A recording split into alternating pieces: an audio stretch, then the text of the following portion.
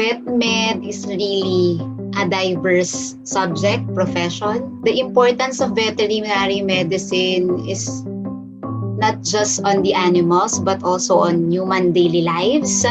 Hi everyone, I'm Wenchi Marie Lumbera. I am a licensed veterinarian here in the Philippines, and currently I am an assistant professor at the University of the Philippines, Los Baños. Ang pagiging isang veterinaryo ay hindi lamang parang trabaho ng pag-aalaga ng hayop. Animals, plants, environment, and humans are interconnected with each other. There are very much possibilities on what I can do to help other people and also to create something that could help people and animals in their everyday life. As a teacher, my role model would be my mom because she's a teacher too, and I can see how sobra yung dedication ng mga teachers sa work nila. So makikita nyo, I'm a veterinarian, educator, tas ngayon, parang I'm going into data science also. So kung ano yung tingin ko na necessity is I tried to know and learn. But also, aside from the boosting ng education would be the application in the society and entail yung mga data or discoveries from STEM. Kasi hindi po pwedeng tumigil lamang tayo sa pagdiskubre. Kailangan nagagamit yung nadidiskubre. For those young Pinays, just try things. I failed subjects before. I may not be the brightest kid inside the room, but I have the drive. Kasi nga alam ko kung paano yung mag-fail. And I think that is one of the factor na nag-drive sa akin to go into education and research. Ang mahalaga yung ngayon at yung mga susunod na kailangan galingan mo na. Do not limit yourself. Huwag niyong hayaang malimitahan kayo at sabihin na hindi mo magagawa yan kasi ganito ka lang. And always try things, learn things, and be consistent.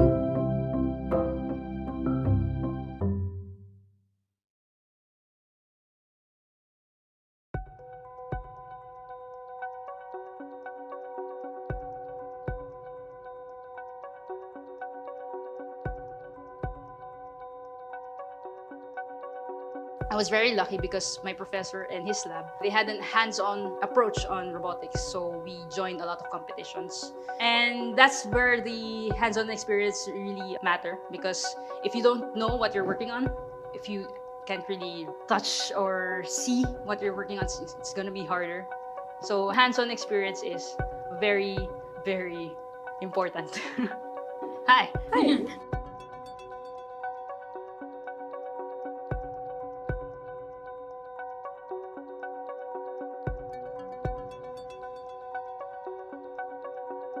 What do you love about your job?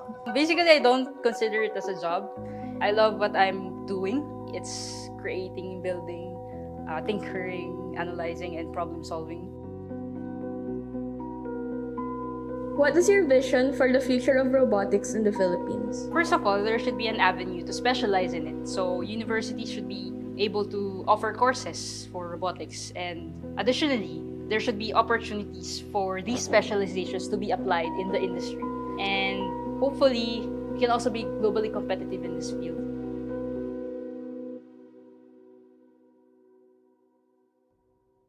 What do you want to say to Pinays who are interested in pursuing a career in STEM? Do you have any words of advice or encouragement?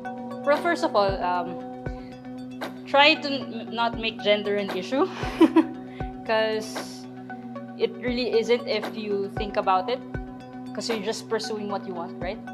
And be strong and keep moving forward. So why did you pursue STEM? When I went to high school, I was introduced to the other science fields, and I became attracted to these fields since I saw them as kind of an explanation of the natural phenomena we see in our everyday lives. It was really interesting for me. There was a different euphoria when you see what you could have an actual effect in the physical world. And I really think it's great to see different organizations such as Pinace in STEM, where I can talk to real-life Pinay in STEM and kind of hear her backstory and what drove her to pursue this field. I believe everyone should have even the most basic knowledge of STEM. STEM is really the way we understand and appreciate the way we live. I think when we hear experiences from well-known and well-experienced people in the field, it would drive us more to pursue it. So I think with more support from the government, from schools, and exposure, STEM in the Philippines can really flourish and be a globally competitive field. Yes. Lastly, if you need help, ask for it. You can find support in your family, friends, colleagues, or communities or organizations like this.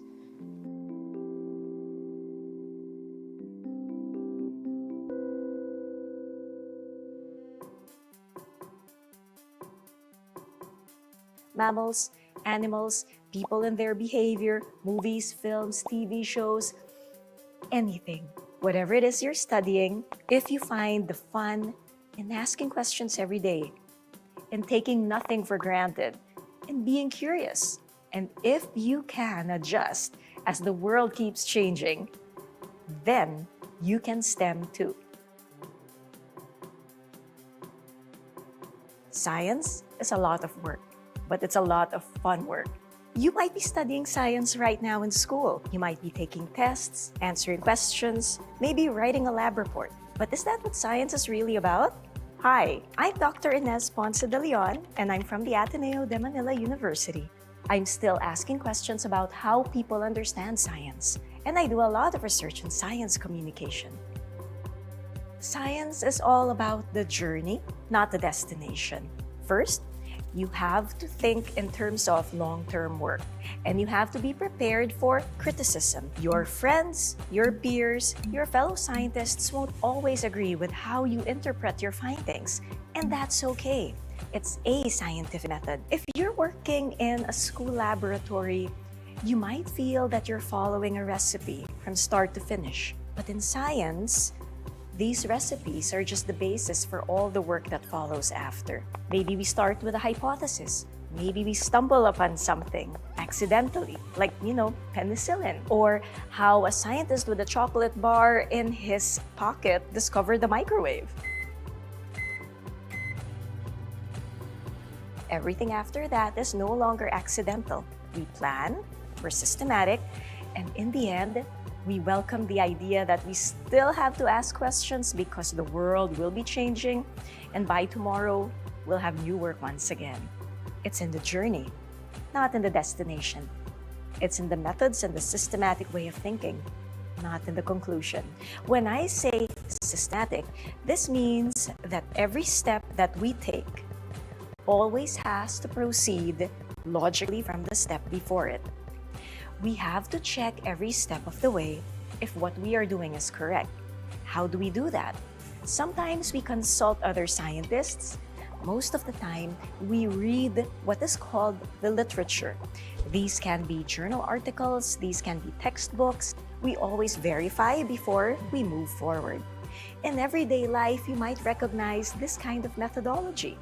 Maybe you find news online that you're not sure about.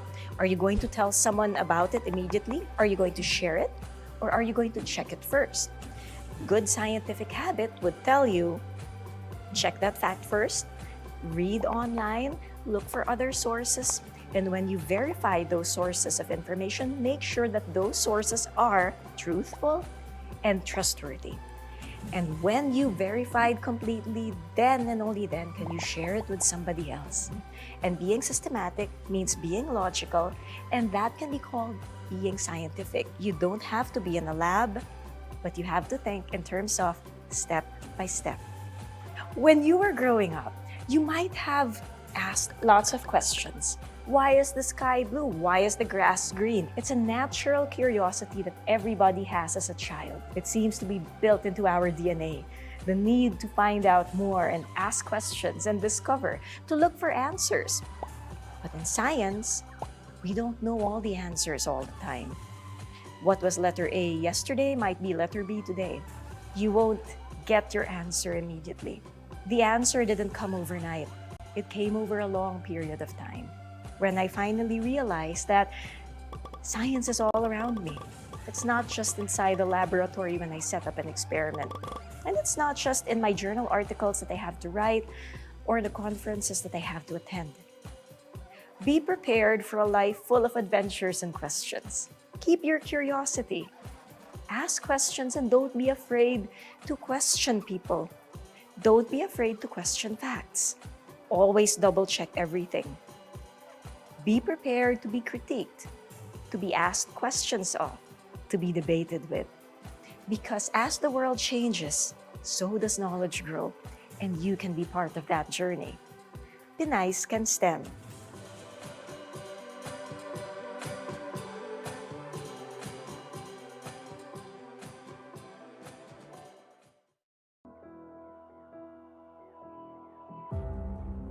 Patuloy na humaharap ang bansa sa mga hamong dala ng COVID-19 pandemic. Kaakibat nito ang iba pang mga issue at suliraning nakakaapekto sa lahat ng kasarian, lalong-lalo na sa mga kababaihan. At bilang paghahanda sa nalalapit na pambansang halalan ng taong 2022, nararapat lang na marinig ng mga nagnanais na manilbihan bilang mga pinuno ng bansa ang pulso ng mamamayan, partikular na ng mga kababaihan. Sa pangunguna ng Philippine Commission on Women at bilang bahagi ng selebrasyon ng National Women's Month ngayong taong 2022, inilulunsad ang Pulso para sa Kababaihan tungo sa Kaunlaran online poll. Ang online poll na ito ay bukas para sa lahat, anuman ang iyong katayuan sa buhay, gender, sexual orientation o paniniwala. Ang poll na ito ay isang platform upang ipabatid ng mga Juan at Juana sa mga mahahalal na lider ang tungkol sa mga isyong nararapat nilang bigyang pansin at prioridad sa kanilang pamumuno upang masigurado ang pagkakapantay-pantay ng kasarian at patuloy na maisulong ang proteksyon ng mga karapatan ng mga kababaihan.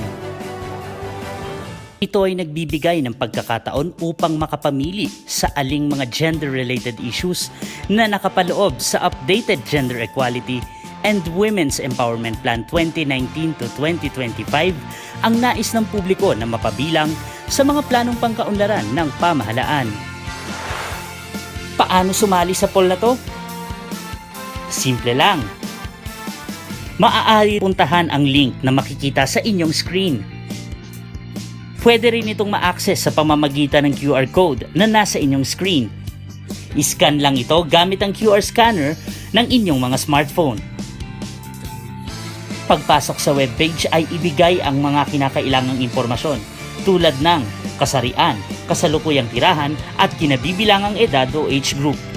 Itatanong din dito kung saang sektor ka ng lipunan napapabilang o saang partikular na grupo kayo kasama. Ibahagi rin kung saan mo nalaman ang tungkol sa poll na ito. Tandaan lang na ang anumang personal na impormasyon na mga lalahok sa poll ay hindi magiging bahagi ng report. Tanging mga kasagutan lang sa mga relevant entries ng poll ang ipoproseso ng Philippine Commission on Women para makabuo ng ulat ayon sa sektor at geographic areas. Nilalaman ng poll ang mahahalagang puntos patungkol sa mga pangunahing agenda ni Juana sa iba't ibang aspeto, gaya ng oportunidad pangkabuhayan para sa kababaihan sa kalakalan, industriya at serbisyo, agrikultura, forestry o palagubatan at pangisdaan, lakas paggawa at empleyo, pagpapataas ng human capital development sa pamamagitan ng pamumuhunan sa gender equality and women's empowerment sa sektor ng kalusugan at nutrisyon, edukasyon at pabahay, pagpapababa ng mga kaso ng gender-based violence at pinagtibay na gender perspective sa hustisya, seguridad at kapayapaan. Kasama rin ang partisipasyon, pamunuan at kapakinabangan ng mga kababaihan sa disaster risk reduction and management. Nais din ng poll na alamin ang partisipasyon, pamunuan at kapakinabangan ng kababaihan sa Agham, Teknolohiya, Innovation at ICT, Infrastruktura at Enerhiya. Mayroon ding patungkol sa partisipasyon, pamunuan at kapakinabangan ng kababaihan sa politika at serbisyo sa pamahalaan. At ang pagpapabago ng anyo ng panlipunang pamantayan at kultura na nagtataguyod ng gender equality at women's empowerment. Kaya kung may nais kang isulong para ganap nating makamtan ang pagkakaroon ng mas higit na partisipasyon sa pagdedesisyon, mas mahusay na pagpaplano ng pamahalaan, higit na mas malawak na kapakinabangan sa ating pag-unlad, pantay na oportunidad at karapatan para sa lahat, at proteksyon sa anumang kalamidad, abuso, diskriminasyon o pananamantala. Makiisa na sa ating pulso para sa kababaihan tungo sa kaunlaran online poll. Sa bawat kategorya, mamili ng isang issue na sa iyong palagay ay kailangan ng agarang matugunan ng pamahalaan. Para sa mga nais lumahok, i-access ito sa pamamagitan ng link o QR code na makikita sa inyong screen. I-scan lang ito gamit ang QR scanner ng inyong smartphone.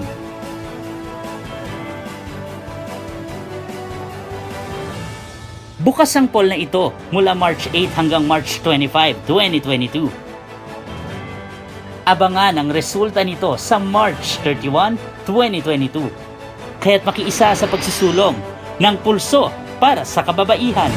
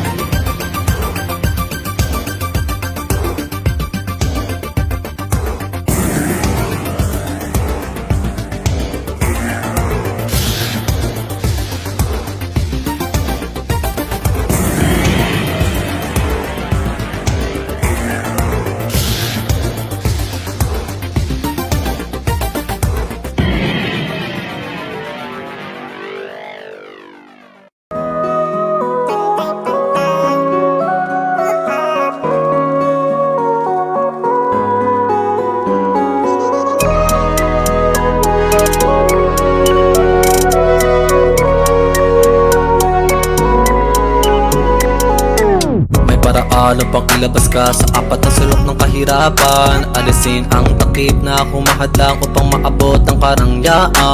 Itahon sa sisidang pananaw, tradisyonal na batas sa kinalimutan. Ditulak ang dingding ng diskriminasyon sa ginagalawang lipunan. Sa lakas ng kahon, tinig kang tinig ng kababaihan. Tanong na madahalaga niyang di matatawaran. Sa lakas ng kahon, may mga sigabong pagdiriwang sa pakinabang na tulad ng ang kanyang kakayanan. May paraan na pambigyan ka ng tamang paglingap sa kalusugan. Ang kininang pagunlad na dulot ang edukasyon di nalilimitaha.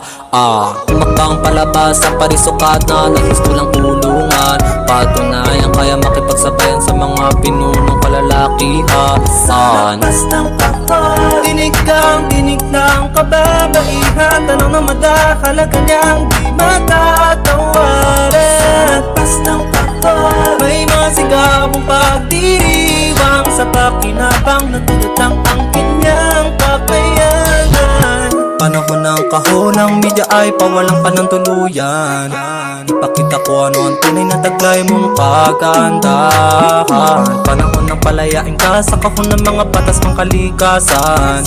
At isaalang-alang din ang inyong pangailangan at kapakanan. Sa lapas ng kahon, dinig ng kababaihan. Tanong na madahalaga niyang di matatawaran. Sa lapas ng kahon, may mga sigabong pagdiriwang sa pakinabang na tulad ng ang kanyang kakayanan. Panahon ng itaguyod ang karapatan laban sa karahasan. Sa madilim na kahon, lumay sa pang-aabuso at pagkakipis sa digmaan.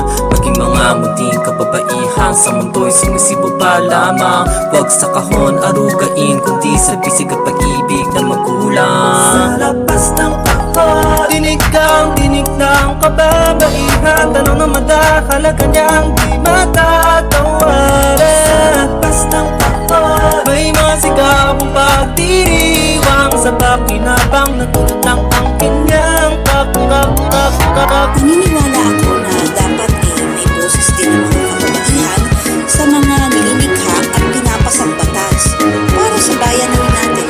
Karapatan mo bilang isang batang babae. Makapaglaro, makapag-aral, magkaroon pa ng magandang bukas.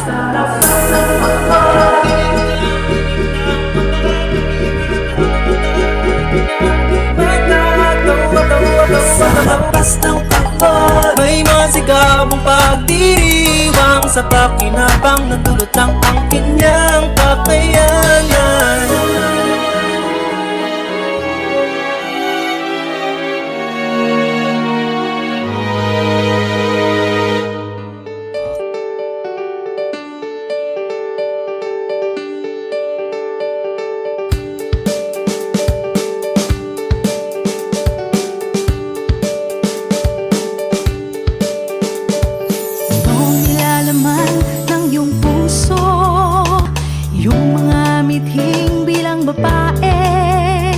Komplikado man ay laging positibo. Natanaw ang makabuluhang pagbabago. Masuko ang karahasan at pang-aabuso. Malipol ang armadong tunggalian. Tumayo, sumigaw, ikalat ang balita. Pantay-pantay lahat, walang pinagkaiba. Nararapat na ipaglaban ng tama. Ang susi ay nasa atin, kababaihan.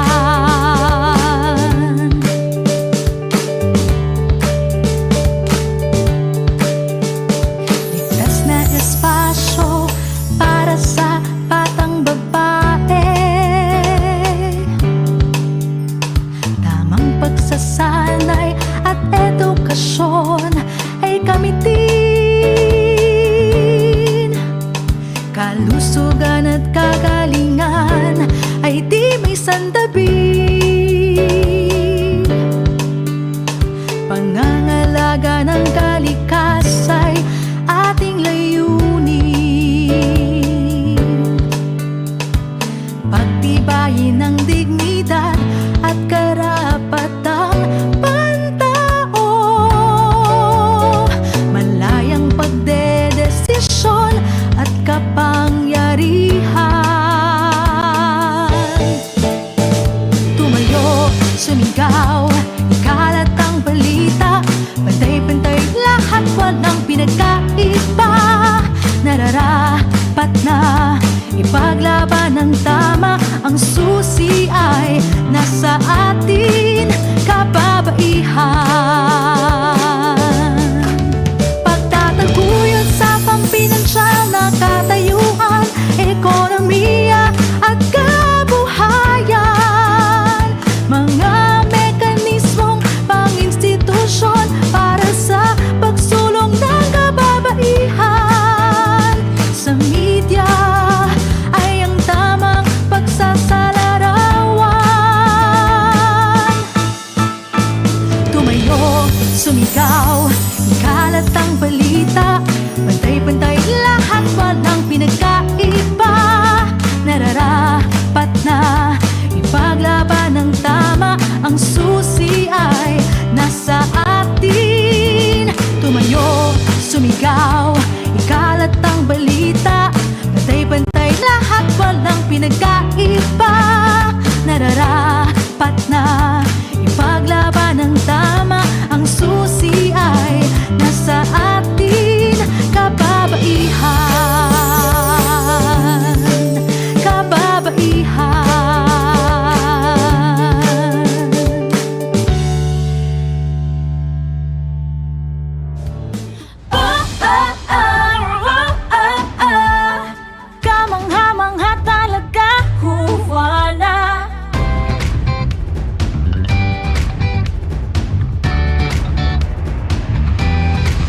Ang kahirapan, kaya mong labanan.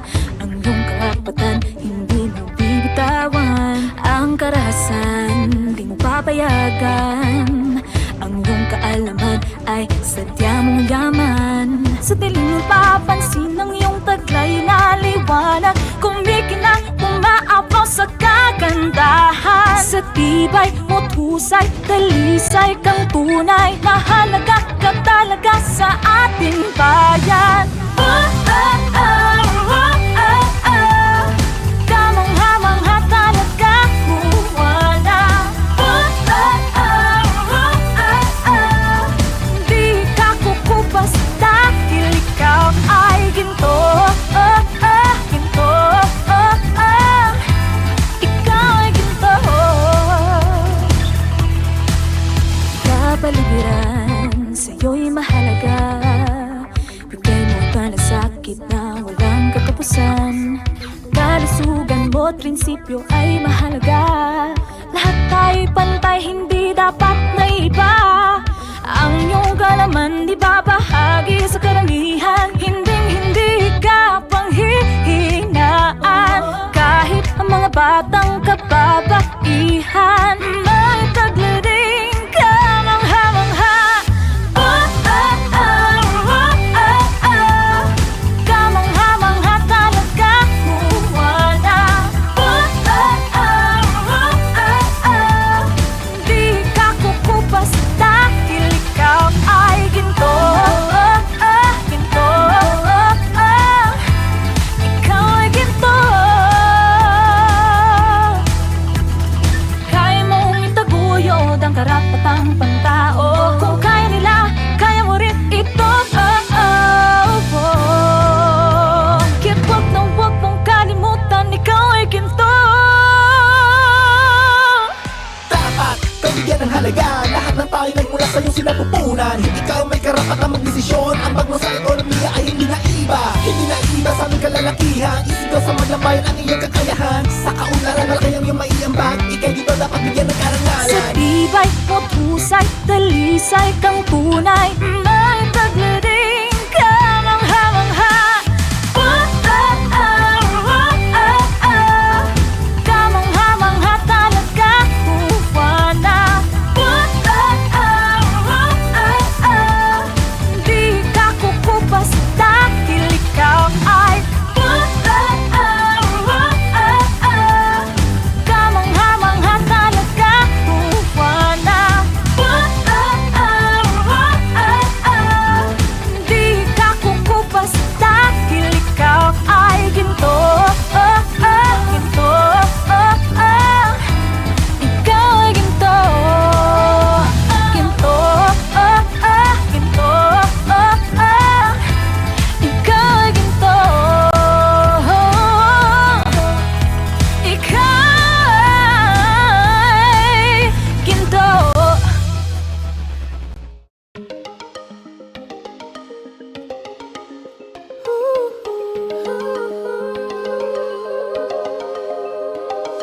Babay ako at may silbi sa lipunan di paaapi.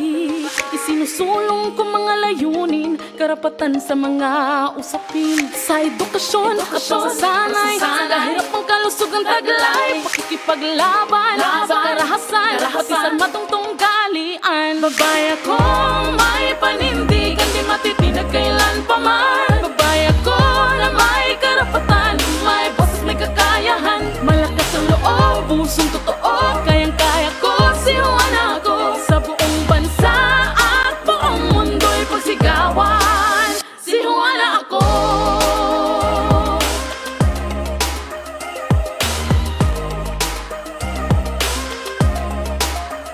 Babay ako, kayang pamunuan, magdesisyon para sa karamihan. Mekanismong dulot ay pagunlad, sa kababaihang ipatutupad. Sa usaping ekonomiya, karapatang pagtaot ng media. Sa kabataan, kalikasan, pagsama ng buong sambayanan. Babay ako may panindigan, di matitinag kailan pa man. Babay ako na may karapatan, may boses, may kakayahan. Malakas ang loob, pusong totoo, kayang-kaya ko, si Juana ako. Sa buong bansa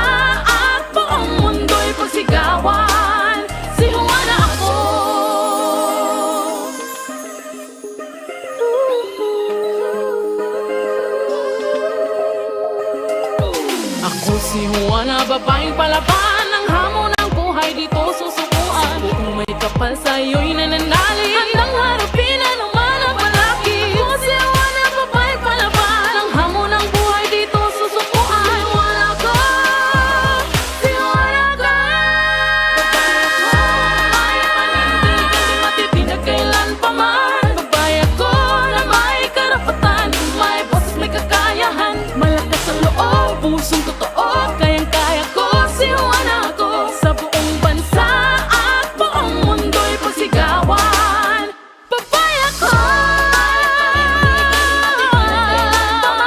babae ako na may karapatan, may boses, may kakayahan, malakas ang loob, pusong totoo, kayang-kaya ko.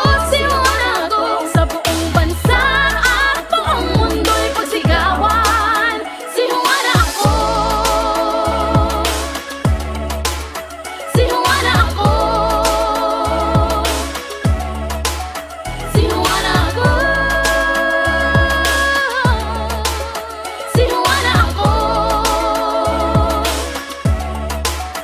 si Juana ako, babae ako.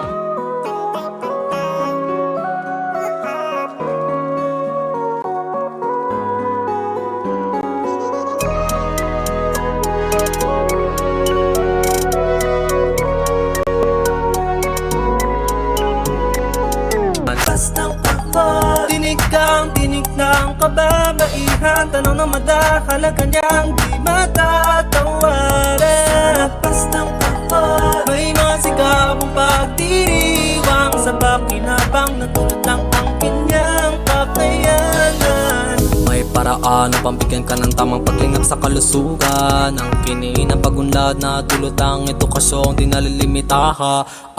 Umakbang palabas sa parisukat na naggusto lang tulungan. Patunayan kaya makipagsabayan sa mga pinunong kalalakihan. Labas ng kapal, tinig ng kababaihan, tanong ng madahalaga niyang di matatawaran. Labas ng kapal, may mga sigabong pagdiriwang sa pakinabang na tulad ng ang kanyang kakayanan. Panahon ng kahonang media ay pawalang ka ng tuluyan. Ipakita ko ano ang tunay na taglay mong kagandahan. Panahon ng palayain ka sa kahon ng mga batas pang kalikasan. At isa alang-alang din ang inyong pangailangan at kapakanan. Sa lapas ng kapal, tinig ng kababaihan, tanong ng madahalaga niyang di matatawaran. Lapas ng kapal, may mga sigabong pagdiriwang sa pakinabang na tulad ng ang kanyang kakayanan. Panahon ng itaguyod ang karapatan laban sa karahasan. Sa madilim na kahon, lumay sa pang-aabuso at pagkagipis sa digmaan. Maging mga munting kababaihan sa mundo'y sumisibo pa lamang. Huwag sa kahon arugain, kundi sa bisig at pag-ibig ng magulang. Sa lapas ng kapal, tinig ng kababaihan, tanong ng madahalaga niyang di matatawaran. Lapas ng kapal, may mga sigaw.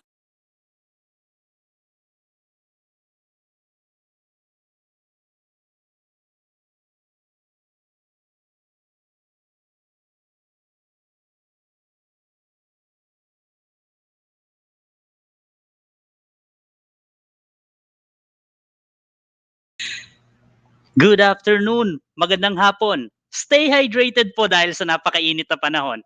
At ngayon po, please be mindful of these house rules during our online forum. Maging magalang sa ating mga komento at interaksyon sa online forum.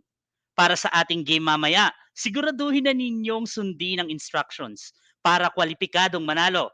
Kung may katanungan, maaari itong i-post sa comment section. Bigyan natin ng pagkakataon ng resource person sa sagutin ito sa open forum.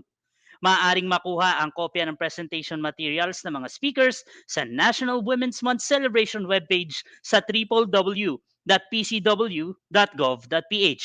We will issue a certificate of participation only to those who will submit or accomplish the following: attendance form and activity feedback form. Follow PCW social media accounts at pcw.gov.ph sa Facebook at Twitter at mag-subscribe. And don't forget to click that bell button sa PCW YouTube channel. Share the live stream so we can reach more participants. Dahil dyan, share na po kayo at ilike nyo po ang aming page. Huwag na huwag kalilimutan na ibahagi ang live stream na to sa inyong mga kaibigan para po mas malawak ang ating mga marating ngayong hapon.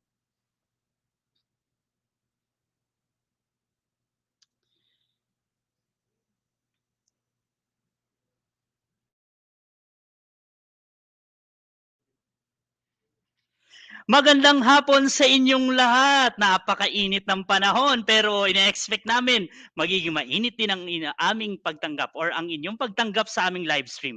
Welcome to We STEM Up, Juana para sa Agham at Teknolohiya, hatid sa inyo ng Philippine Commission on Women at Unilab Foundation Incorporated. I am Anjun Magnaye and excited to be your host this afternoon. Ngayong Marso, bukod sa ipinagdiriwang natin yung National Women's Month, syempre, Happy National Women's Month po sa lahat. Ginugunita rin natin ang Girl Child Week na isinusulong ang proteksyon at pantay na karapatan ng mga batang babae. Kasama na riyan ang sapat na oportunidad at partisipasyon pagdating sa science, technology, engineering at mathematics o STEM. And that is our focus for today. We will highlight the value of engaging Juanas in these fields in their aim to contribute to nation building as we launch the Pinace and STEM Digital Toolkit. At yan, bago tayo tumuloy doon, silipin muna natin asan ba yung ating mga viewers for today. Yan, nakikita natin, kaya marami na rin nag-review sa atin. Kaya naman, tuloy lang po kayo sa pag-like, pag-share nitong live stream po natin ngayong hapon dahil for sure marami po kaming mayahati na impormasyon sa inyo. But before we dig deeper into our conversation, let's formally begin the session with God Advocate's prayer to be followed by the singing of the national anthem.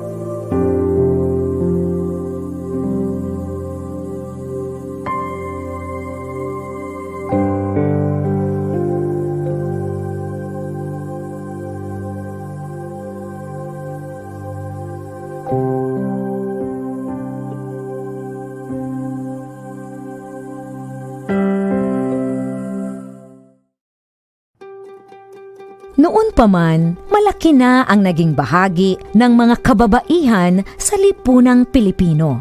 Kaisa sila sa marubdob na paghahangad ng kalayaan ng ating lahi. Kabilang sila sa paglinang ng ating makulay na sining at mayamang kultura.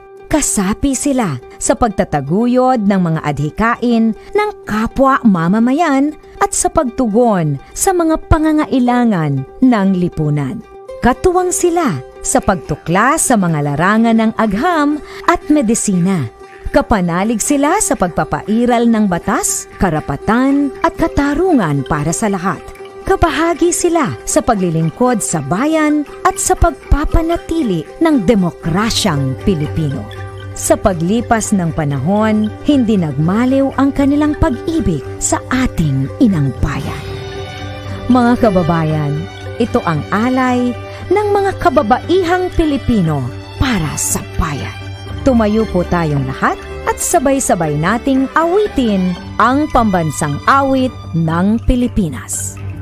Ayaw magiliw, dala sa silanganan, alam ng puso, sa dilim mo'y buhay.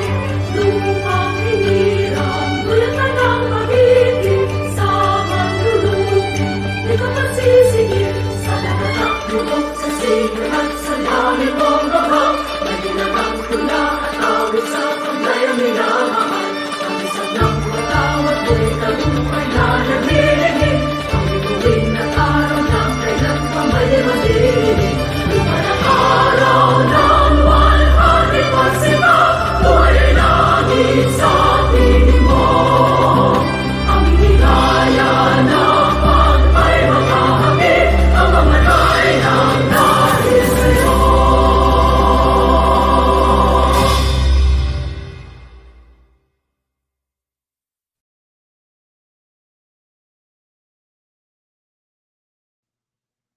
Again, we welcome you to We STEM Up, Juana para sa Agham at Teknolohiya, hatid sa inyo ng Philippine Commission on Women at Unilove Foundation Incorporated. Magandang hapon pong muli doon sa mga kabubukas pa lang ng kanilang live stream.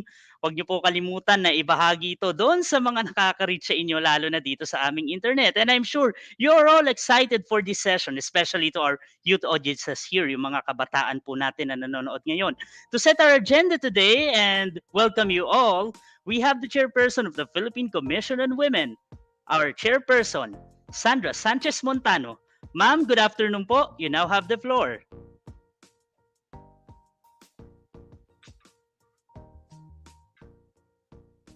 Of gender equality and women's empowerment. First, I would like to recognize our guests and resource persons today.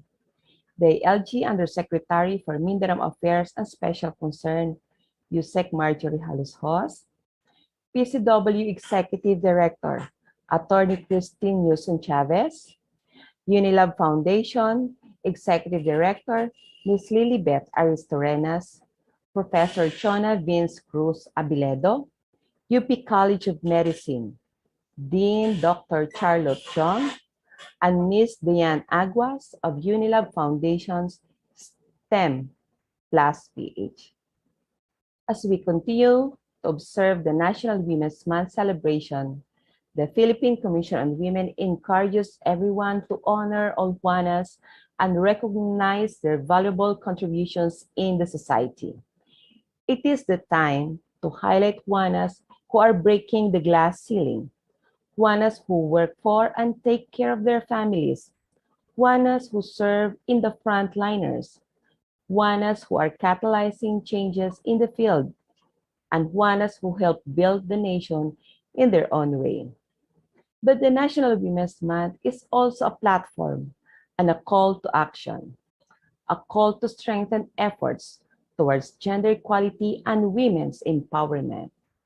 While we work to these twin goals go beyond the month of March, this celebration is an opportunity to make our advocacy ring louder.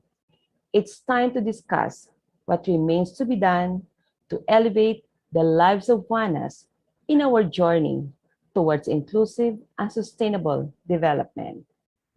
One of our goals is to highlight the representation and participation of women and girls in science, technology, engineering, and mathematics, or STEM. We must tap the potential of Juanas in these fields and encourage them to reach for their dreams by ensuring a gender-responsive STEM path. Moreover, we must endeavor to make Juanas sufficiently benefit from advances in STEM so their lives will improve with creative, practical, and science-driven innovations. In line with this, the Philippine Commission on Women aims to support our partner, the Unilove Foundation Incorporated, in launching the Pinace STEM Toolkit today. In this session, they will be discussing the objectives and content of this digital toolkit, which contains resources to inspire young Pinays interested in STEM. We hope that through this digital toolkit, Juanas will be motivated to venture into STEM and explore its wonders and opportunities. Our distinguished resource persons today will also share inspiring stories of Juanas in STEM, roles of women in STEM in the society, bridging the gender gap in STEM, and advancing gender equality in these fields. This is also very timely as we celebrate the Girl Child Week, pursuant to Proclamation number 759, anchored on the theme, Batang Babae, kasama't katuwang ng pagbabago sa komunidad. PCW and Unilab Foundation aim to underscore what enabled and empowered young Juanas in STEM can do to catalyze changes in the community. On behalf of the Philippine Commission on Women, I officially welcome you all to this exciting and insightful session. To young Juanas here, We hope this will make you believe that we can STEM up. Happy National Women's Month. Happy Girl Child Week. Maraming salamat at mabuhay po kayong lahat. Maraming salamat po sa inyong mensahe, Chair Sandy Montano. Yan po ang aming chairperson sa Philippine Commission on Women. At totoo yun, it reminds me of the song back then when I was a child. There's a song called Tuklasin Natin ng Siyensya, Matematika. Dahil sigurado, kinabukasan ng bayan ay siguradong makakamtan. Kaya naman, doon sa excited na excited ako sa hapon na ito at naway, lalo na yung mga natin, yung mga nanonood sa atin sa FB stream. Sana po, hikayatin din po ninyo yung iba pa ninyong mga kabataan, kababaihan dyan na panoorin po ito dahil for sure ngayong hapon marami kayong matututunan sa amin. Ngayon naman, sigurado kami na may inspire kayo sa ating panauhing tagapagsalita. Kung naghahanap kayo ng sign, kung susuungin nga ba ninyo itong science, itong STEM na tinatawag natin, itong science, technology, engineering, and mathematics, marahil siya na yon. Ito na yung sign. To deliver a special message and share her STEM journey, it's our honor to have Dr. Juana Camille Vince Cruz Abeledo. Dr. Juana Camille Vince Cruz Abeledo is a faculty of the Department of Biology and leads the Molecular Ecology and Technology Research Team at the De La Salle University. They help in developing innovations for natural resource management at the nexus of molecular biology, genetics, ecology, big data, machine learning, and information technology. She is also the creator of the science blog Scientia, fueled by her advocacy in the improvement of communications between scientific community and other sectors in the society. A recipient of 2021 Outstanding Asian Science Diplomat Award and honored as one of the 2021 Southeast Asian Women Science Leaders, she has a diversified background in research, rooted in a Bachelor of Science degree in Molecular Biology and Biotechnology from the University of the Philippines, Diliman, which is complemented by a Master of Environment and Natural Resources Management degree from the UP Open University. Her dissertation work on the molecular morphological characteristics of Scylla species in the Philippines celebrates the synergy between genetics and ecology as she completed it from the De La Salle University with Fulbright dissertation grant to the University of Washington in Seattle.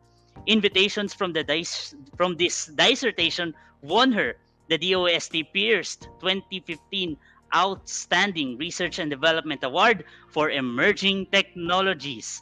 Right now, she's actively engaged in science and citizen science projects on impacts of climate change in the conditions of coastal community and assessment of plastic pollution in different ecosystems. Talaga naman bukod sa siyensya, makakalikasan rin. Let's all welcome Dr. Juana Camille Vince Cruz Abeledo. The screen is yours, ma'am.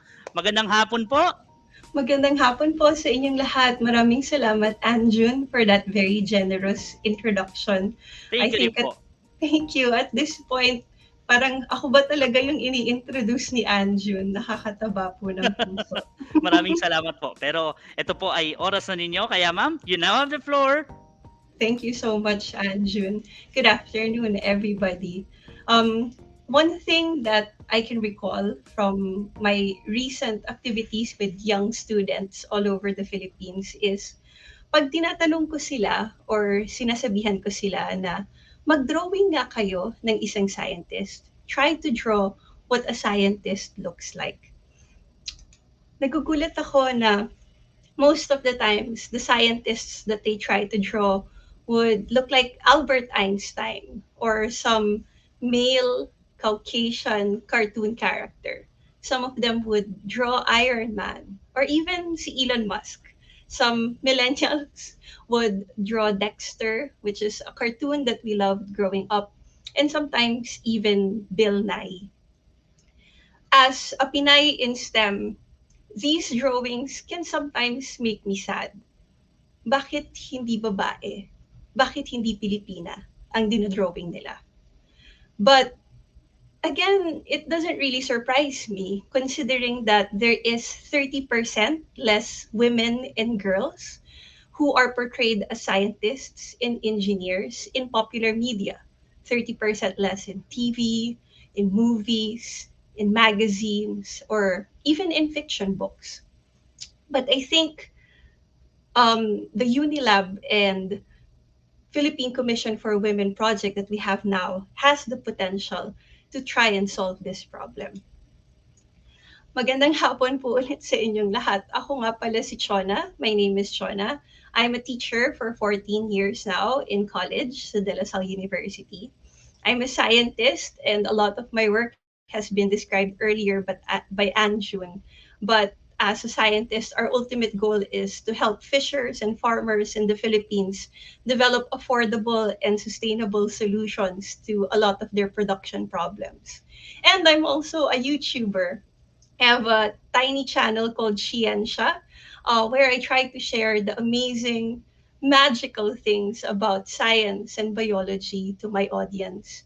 Dahil naniniwala po ako sa power ng social media at YouTube para maipakita sa ating kabataan kung gaano kaganda ang mundo ng siyensya.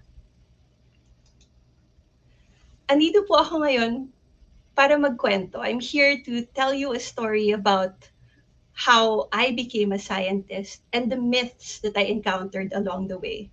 The myths that I will be talking about now are just some of those that I've encountered, but in a way they have the potential to be the most damaging. The first myth is that being girly is weak. When I was a young girl, nung bata pa po ako, I had two dreams. The first was to be an astronaut, and the second was to be a beauty queen. Pasensya na po.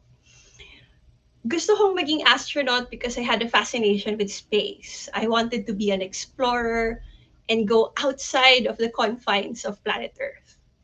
But I also wanted to be a beauty queen because beauty queens are amazing. They're inspiring. They're confident. And it's like their confidence is enough for them to be able to command respect and admiration from people. Pero nung bata po ako, hindi niyo po maririnig na sasabihin kong gusto kong maging beauty queen. I don't like telling people about it because I was worried that people would judge me, that people won't take me seriously if they realize that me, someone who's training to be a scientist, also had these girlish dreams. But right now, with a lot of the movements that we're seeing in the world and a lot of the growth that I've experienced, na-realize ko, hindi ko dapat kinahiya ang pagiging girly ko. Being girly doesn't mean I'm weak. And I'm saying this now as a scientist who's been asked before na kaya ko daw bang lumusong sa putikan at manghuli ng alimango. Dahil mahilig akong magsuot ng pink, dahil mahilig akong magsuot ng dangling earrings, at dahil mahilig akong mag-makeup. Siyempre naman po, pag lulusong ako sa putikan, tama ang aking suot para maprotektahan ang aking katawan. Pero opo, libo-libong alimango na po ang aking nahuli at daan-daang putikan na po ang aking nalusong. At hindi po nun nabawasan ang pagiging babae ko. A woman can be feminine, a woman can be boyish, a woman can be tough and soft all at the same time. And one thing that we must always remember is that a woman's manifestation of self, mahinhin o matigas, palaban o tahimik, hindi tayo dapat dekahon dahil ang babae ay kayang maging kahit ano.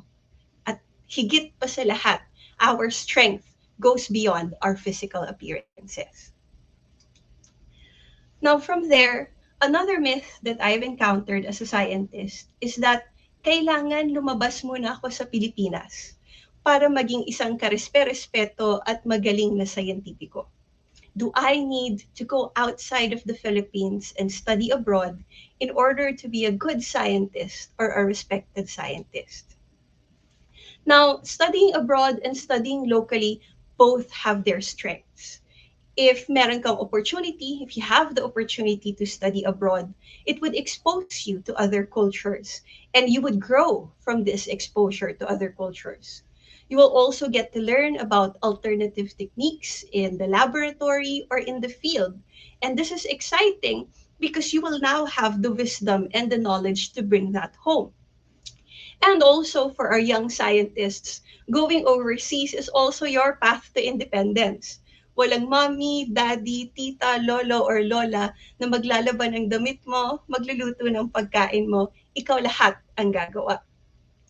But studying locally, being a homegrown talent, has its beauty also. When you study here in the Philippines, you will get a deeper knowledge of local problems.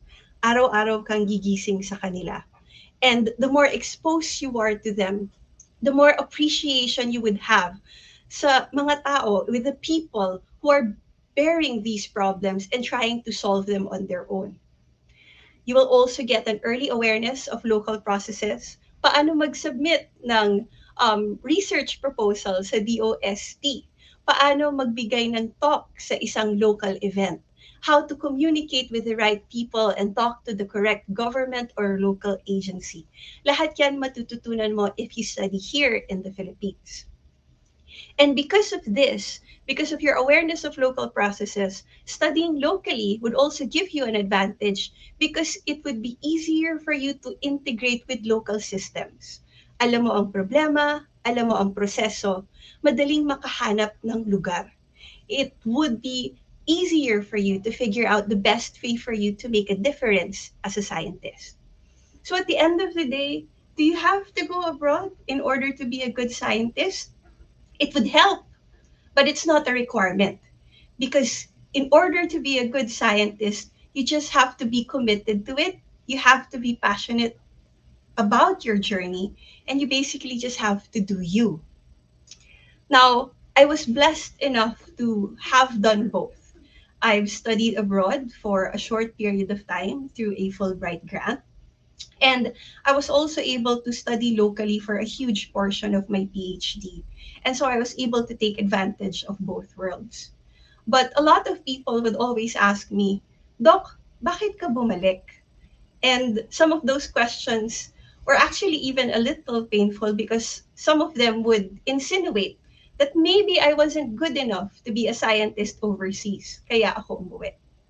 Well, I would love to use this platform to say that I went home because there is no better place for me to be a Filipino scientist but in the Philippines. My intimate awareness of the problems of the aquaculture industry because of having grown up in Bataan gives me a great advantage to help figure out these same fishers, to help figure out how to help them and how to use the technologies I've made to help them. My natural command of local languages in the Philippines, ang aking pagtatagalog, ay makakatulong upang maitawid, maibridge ang gap between the scientific community and the Filipino people. And so I chose to be a scientist in the Philippines. Pinili ko ang Pilipinas dahil as a biologist, the Philippines is the center of marine biodiversity. We have the greatest number of species of organisms living in our waters. And that is such an amazing gift that we can take advantage of and learn from. We are a climate change hotspot. At dahil tayo ang pinaka-naaapektuhan ng climate change, tayo rin ang may pinakamalaking responsibilidad para makahanap ng paraan para matulungan ang kapwa natin Pilipino. How do we help our fellow Filipinos deal with the changing climate? And at the end of it, we still need at least 19,000 more scientists in order to catch up with the development of the ASEAN region and the rest of the world. And so we need more scientists. And thus, one person going away will still have a huge impact. And having more coming back would even create a bigger ripple, even a tsunami of positive change. And so we go to the final myth, because I only have a short time with you this afternoon. Do I have to be a genius in STEM? Napakarami ko ng estudyante na nagsasabi sa akin, Doc, parang hindi ko po kaya maging scientist. Hindi po ako ganun katalino. Hindi po ako magaling sa math. Nahihirapan po ako sa science. I'm not very surprised with those statements, mostly because when you hear about scientists in the news or in social media, they are front covers of Time magazine at 15 years old. They're Nobel Prize winners or outstanding young scientist winners. paano ka nga ba mangangarap maging scientist kung paggawa pa lang ng lab report at homework, medyo nagsa-struggle ka na? But if I'm going to be completely honest with you, lahat ng kinuwento ni Anjun kanina na achievement, yes, I'm proud of those things. But I'm also prouder for the fact that I survived almost failing math in college. In UP, the passing grade is 3 and I got a 275 and I almost lost my scholarship because of that. Tumuloy pa din ako. During my master's, I had to shift from a master's in MBB to environmental science because I lost my passion somewhere along the way. I was depressed, I was confused, tumuloy pa din ako. And as a PhD student, for 3 months, hindi ko mapaandar yung experiments na kailangan naming magawa. And I almost quit my job. But I didn't. Tumuloy pa din ako. Because at the end of the day, you don't have to be a genius to be a scientist.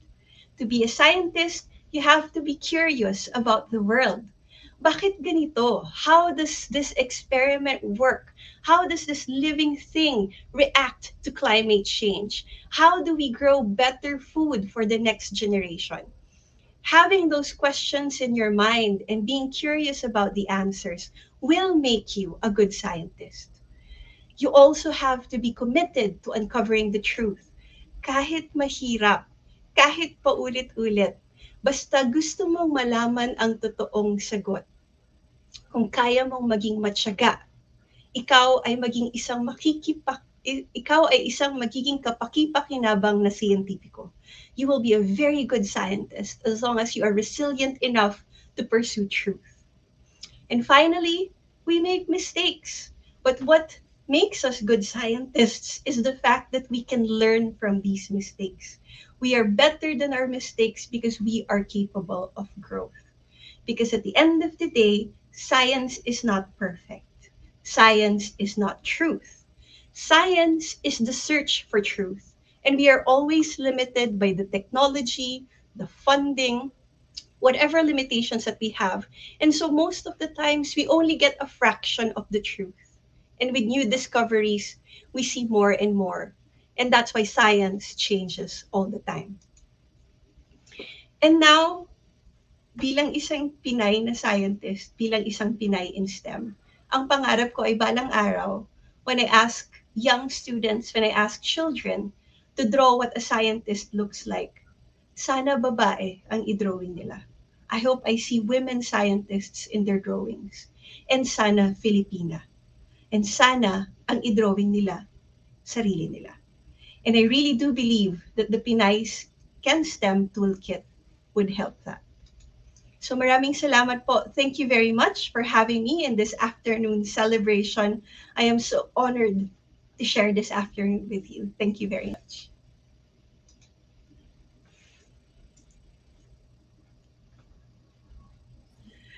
Yun, guys, very touching. Siyempre, Purple Heart naman dyan sa mga kababayan natin na nasa ating live stream, di ba? Napaka-inspiring nung ibinigay na words ni ma'am sa atin ngayong araw, di ba? At ipinakita lang niya na maraming pwedeng marating sa siyensya. At hindi ba sa pagdiskubre natin ang ang siyensya ay isang proseso ng pagdiskubre ng katotohanan. At bukod doon, syempre, ito nga ang, di ba, we need to bust those myths na kailangan mo maging genius para maging matalino. All you need to do is to have curiosity, commitment to uncovering the truth, and learning from your mistakes, di ba? Napaka-inspiring nun. And yun nga, no, kailangan, lalo na sa mga kababaihang nakikinig sa atin dyan ngayon, yung mga estudyanteng nagpaplanong kumuha ng mga kursong related sa science, mathematics, technology, or engineering, yan po. Hindi po katapusan ng mundo na tayo ay mag-fail sa isang subject or maaaring medyo nakikita nating nag-fail yung experiment natin. We need to keep on moving forward and yun nga, we need to keep ourselves up, lumabas tayo from our boxes, lumabas tayo sa ating mga kahon.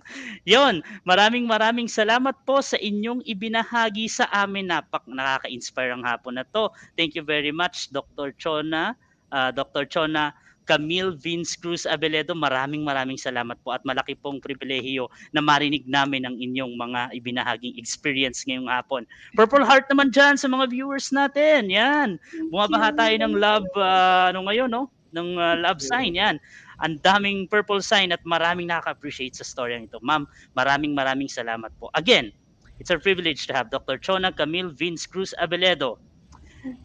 Later, ma'am, makakasama pa namin kayo sa aming open forum. Kaya naman, if you have questions for our speakers, drop them in the comment section and we'll see if we can answer those questions on our open forum later. Kaya, ayun, yan, sa mga manonood sa ating estudyante dyan, di ba? Pagkakataon nyo na to, itanong nyo na mga gusto nyo itanong kung ano nga ba yung sikreto para doon. Siyempre, makakamit tayo dito sa kursong ito. So now that we are all fired up after that empowering message, let's bring the discussion one notch higher. Yan.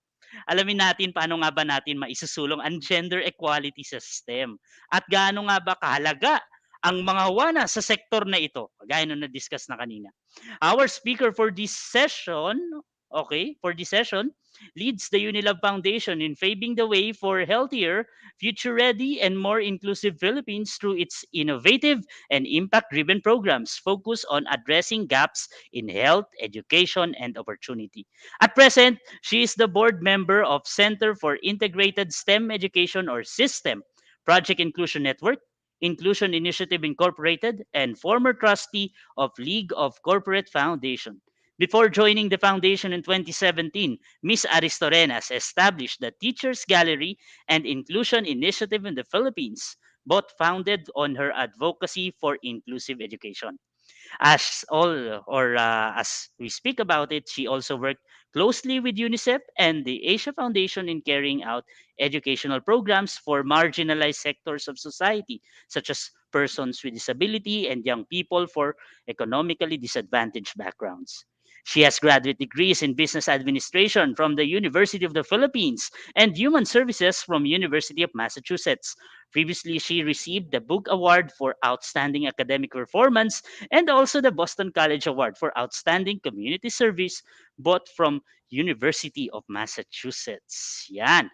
Siyempre, patatagalin pa ba natin to? Bigyan na natin ng masigabong palakpakan, a virtual round of applause for our next speaker, the Executive Director of Unilab Foundation Incorporated, Miss Lilibet C. Aristorenas. Miss Beth, magandang hapon po. Welcome Magandang po sa programa. Yes, magandang hapon din, Andrew. Alam mo, sana wish ko, nung pinapakilala mo ko, sana scientist din ako, no? Kagaya ni Dr. Chona. Naku, Kaso ma'am, ang problema, pinangarap ko rin. Andrew, oo nga, di ba? Kaso ang problema, wala pang Philippine Commission for Women nung panahon ko. Wala din Unilab Foundation noon. And especially, wala pang Pinace Can STEM Toolkit. Na-introduce Okay. natin mamaya. Yes, kaya naman makinig po kayo at patuloy lang po ninyong i-share ang aming live stream sa ngayon. So ma'am, you now have the floor and thank you very much po. See you later. Okay, thank you again. Magandang hapon sa inyo pong lahat. And of course, Happy Women's Month. No? So for the past 6 years, the recurring theme of the Women Month celebration is We Make Change Work for Women. This year's sub-theme is Agenda ng Kababaihan tungo sa kaunlaran.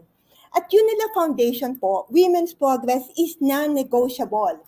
We believe that women's participation, involvement, and inclusion, especially in STEM careers and education, would result not only in their individual progress, but the progress of their respective communities at kaunlaran ng ating inang bayan. Narinig po natin yan kay Dr. Juana kanina. But we are really honored to be a partner of the Philippine Commission for Women under the leadership of Chairperson Sandra Sanchez Pontano in this advocacy. No? And thank you also to Ms. Tess Gonzalez for introducing us to PCW. Okay, STEM. Science, Technology, Engineering, and Math. It is a broad term used to group these academic disciplines. No? And STEM has grown to represent a unique approach to teaching and learning.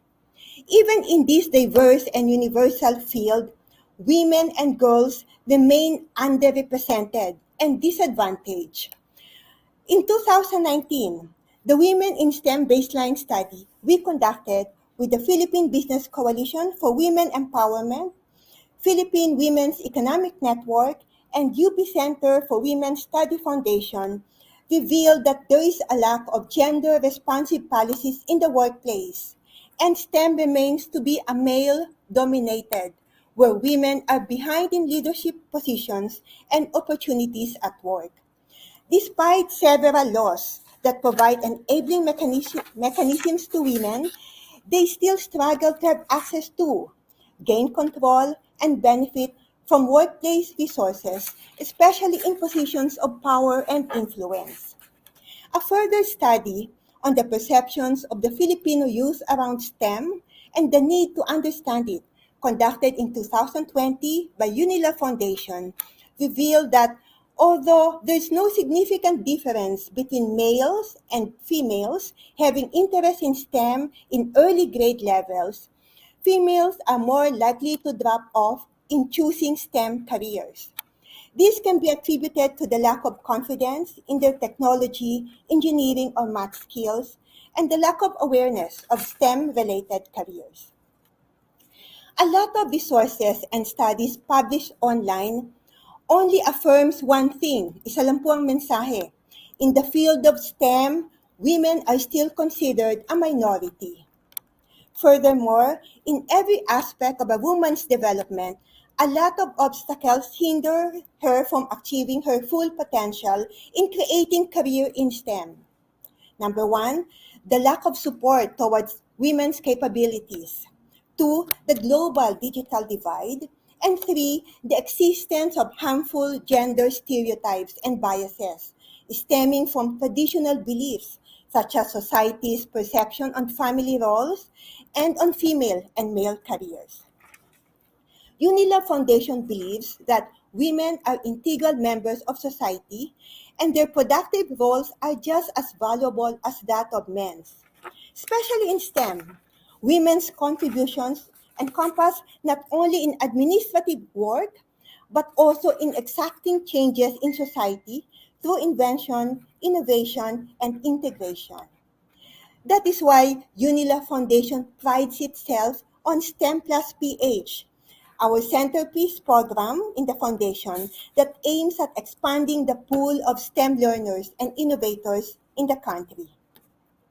One of the initiatives under STEM plus PH is Pinays Can STEM, or PCS, an online community that aims to empower and encourage young Filipinas in STEM.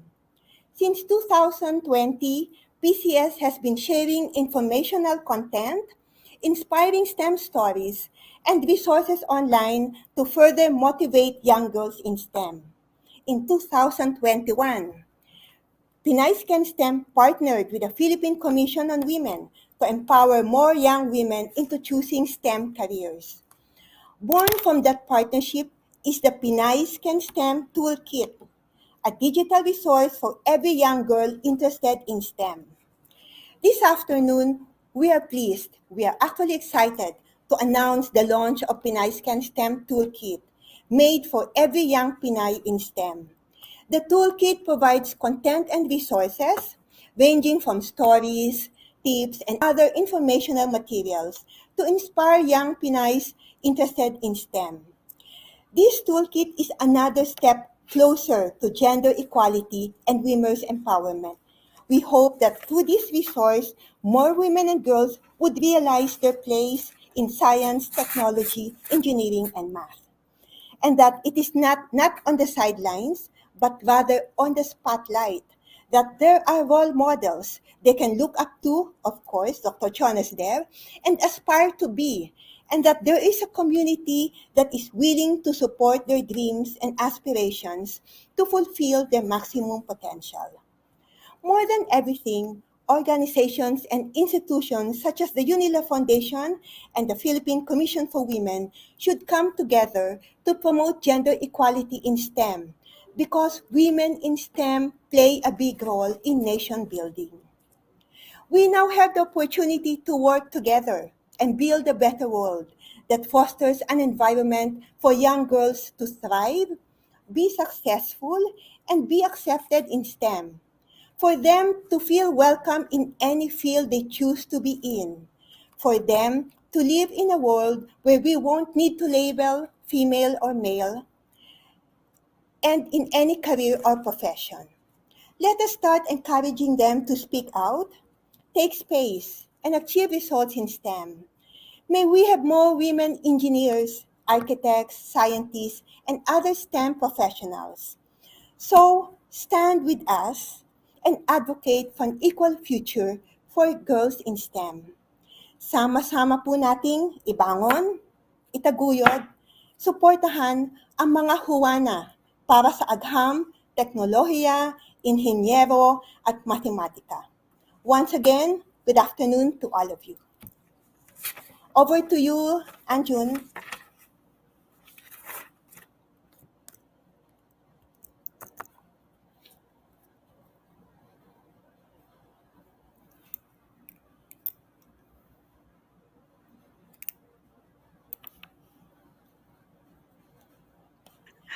Live talaga tayo.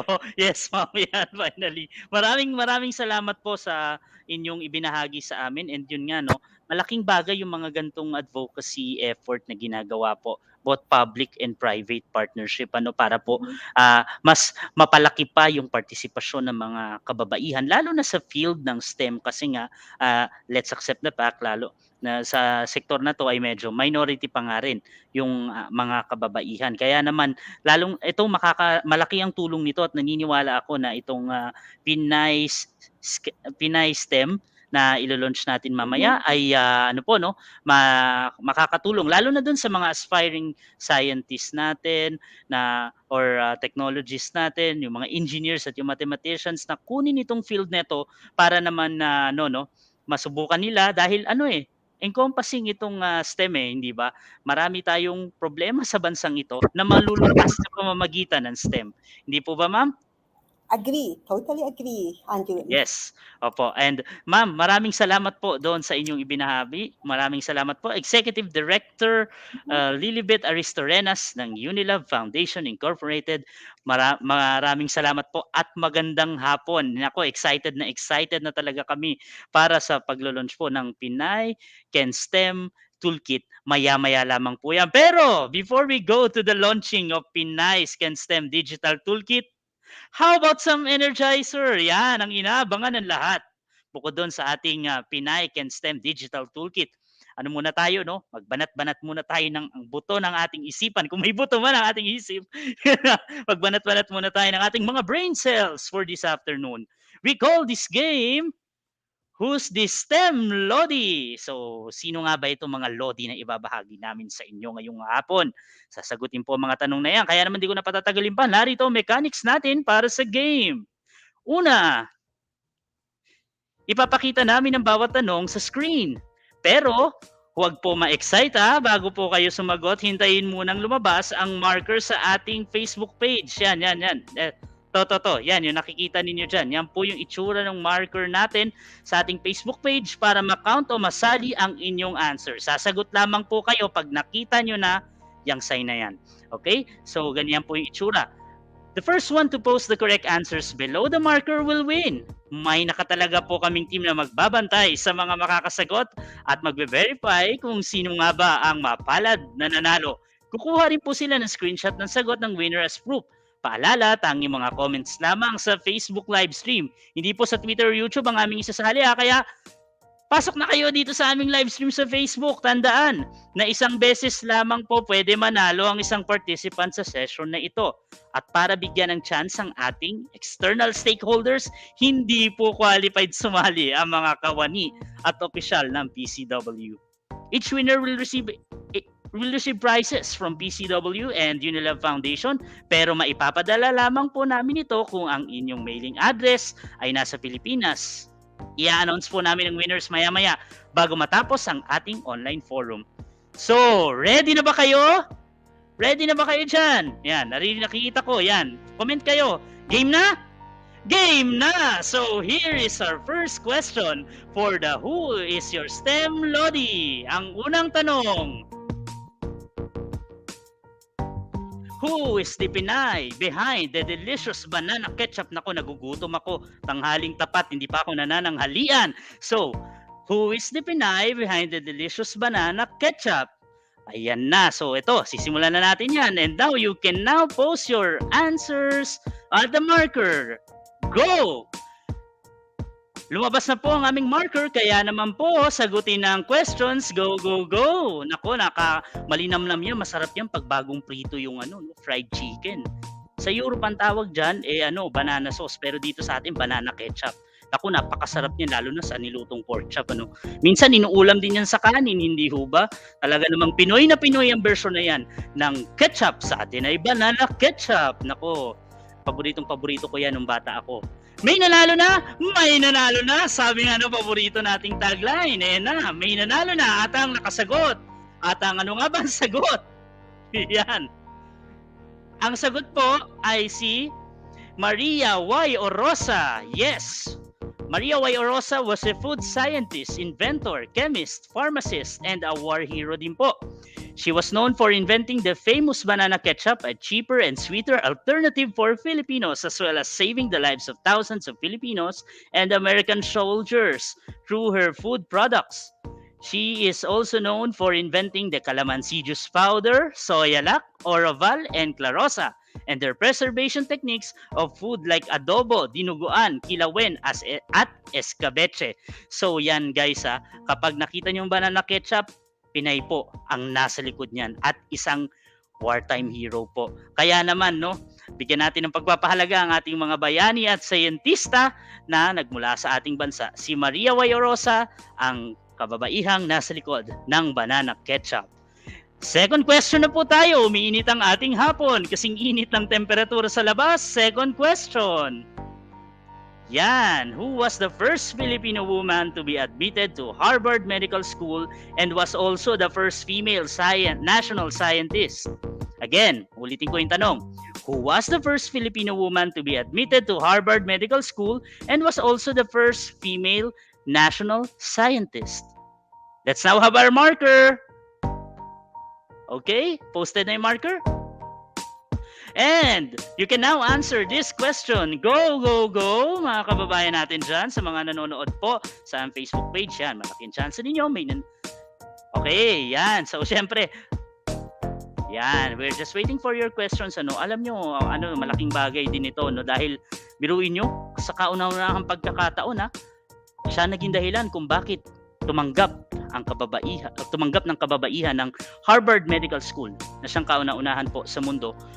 Okay, may nanalo na kagaya ng ating paboritong tagline. At ang sagot sa tanong na ito ay si Dr. Fe Del Mundo. Back then, Harvard did not accept women to enter the school and they didn't even know Fe was a woman. Okay? Due to her track record and out of this world grades, talagang out of this world, they accepted her anyway. 10 years after her admission, Harvard then started accepting women into the university. Fe was a Filipino pediatrician and also the founder of the first pediatric hospital in the Philippines. So yung hospital po dun sa Banawe, actually, siya po yung founder nun. And at the same time, attributed din sa kanya yung improvised incubator. Dahil kasi limitado po yan sa mga rural areas back then in the Philippines. Kaya naman, isang pagsaludo po kay Dr. Fe Del Mundo. Yan, ang ating national scientist din po.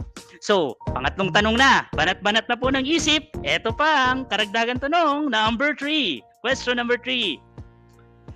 Who is the STEM Lodi known for being the Filipina who proved Einstein right?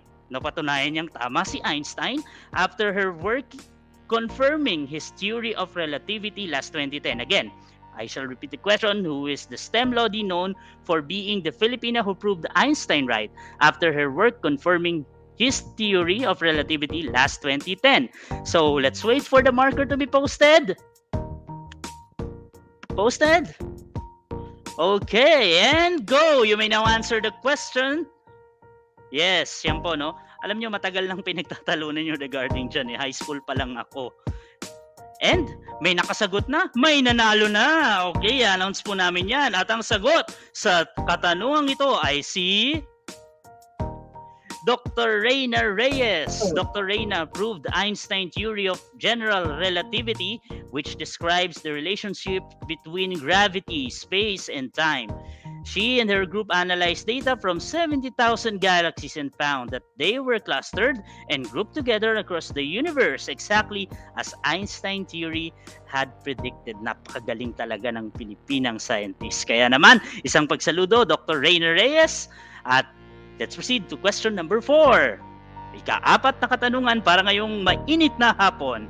Who is the famous Filipino chemist and national scientist who spent 5 decades of her life studying the chemistry of natural products and essential oils from the Philippine plants? Again, I repeat, who is the famous Filipino chemist and national scientist who spent 5 decades of her life studying the chemistry of natural products and essential oils from Philippine plants? We now have the markers ready. Is it posted?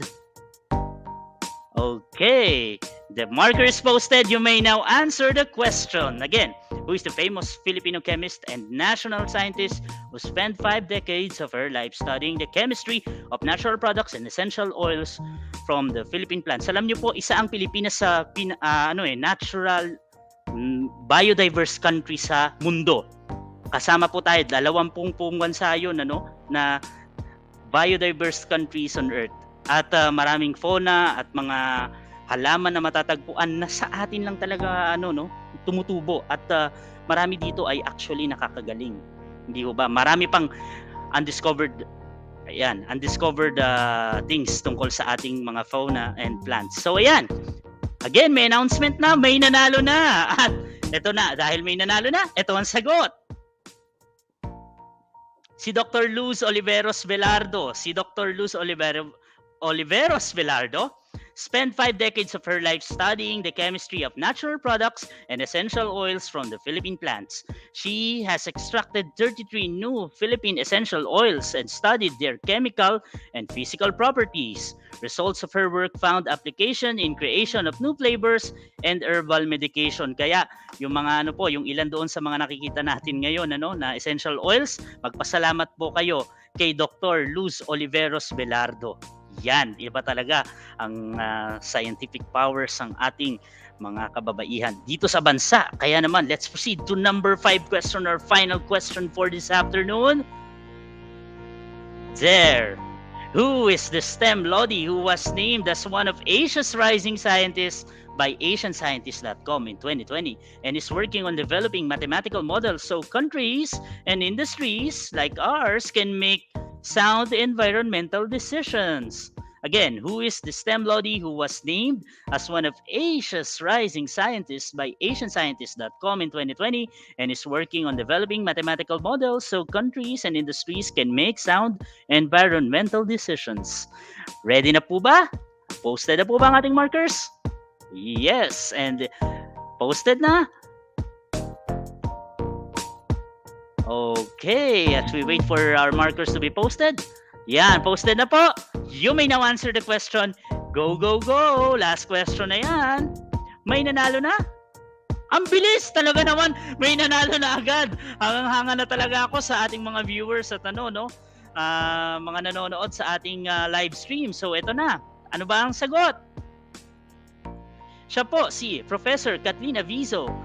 Yes, si Professor Kathleen Avizo also received the Outstanding Scientific Paper Award for the National Academy of Science and Technology of the Philippines. She became a finalist for the 2016 ASEAN-US Women's Science Prize as well. Part of her work is the development of the mathematical models to assist agencies and businesses in making sound environmental decisions. At the moment, Aviso is exploring energy systems that integrate renewable energy and conventional fossil fuels in order to meet energy demand with little environmental effect. Ako, napapanahon yan, lalo na ngayon. Napakamahal ng ating energy sources. Kaya naman sana magamit din ito ng ating mga decision makers. Kaya salamat po kay Prof. Kathleen Aviso para sa inyong patuloy na pag-aaral para masolusyonan ng ating energy needs. Maraming salamat po. At yan po ang ating Energizer.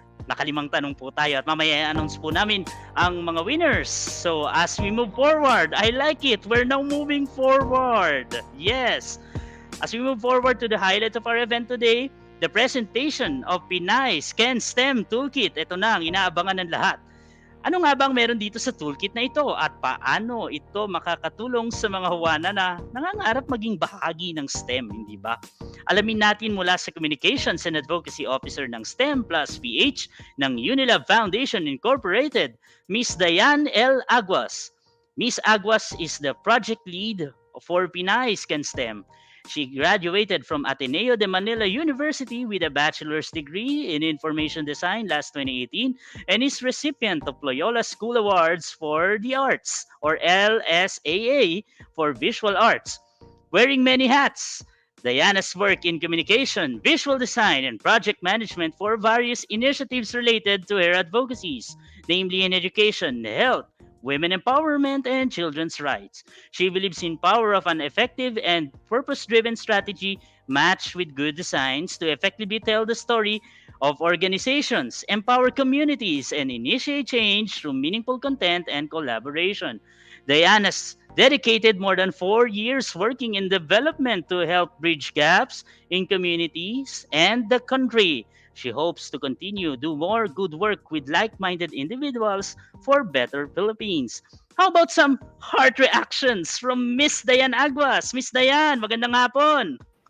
Magandang hapon po.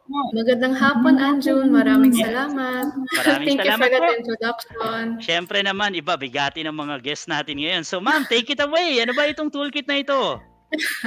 Sige, thank you. Thank you ulit, Anjun. Ang magandang hapon sa inyong lahat.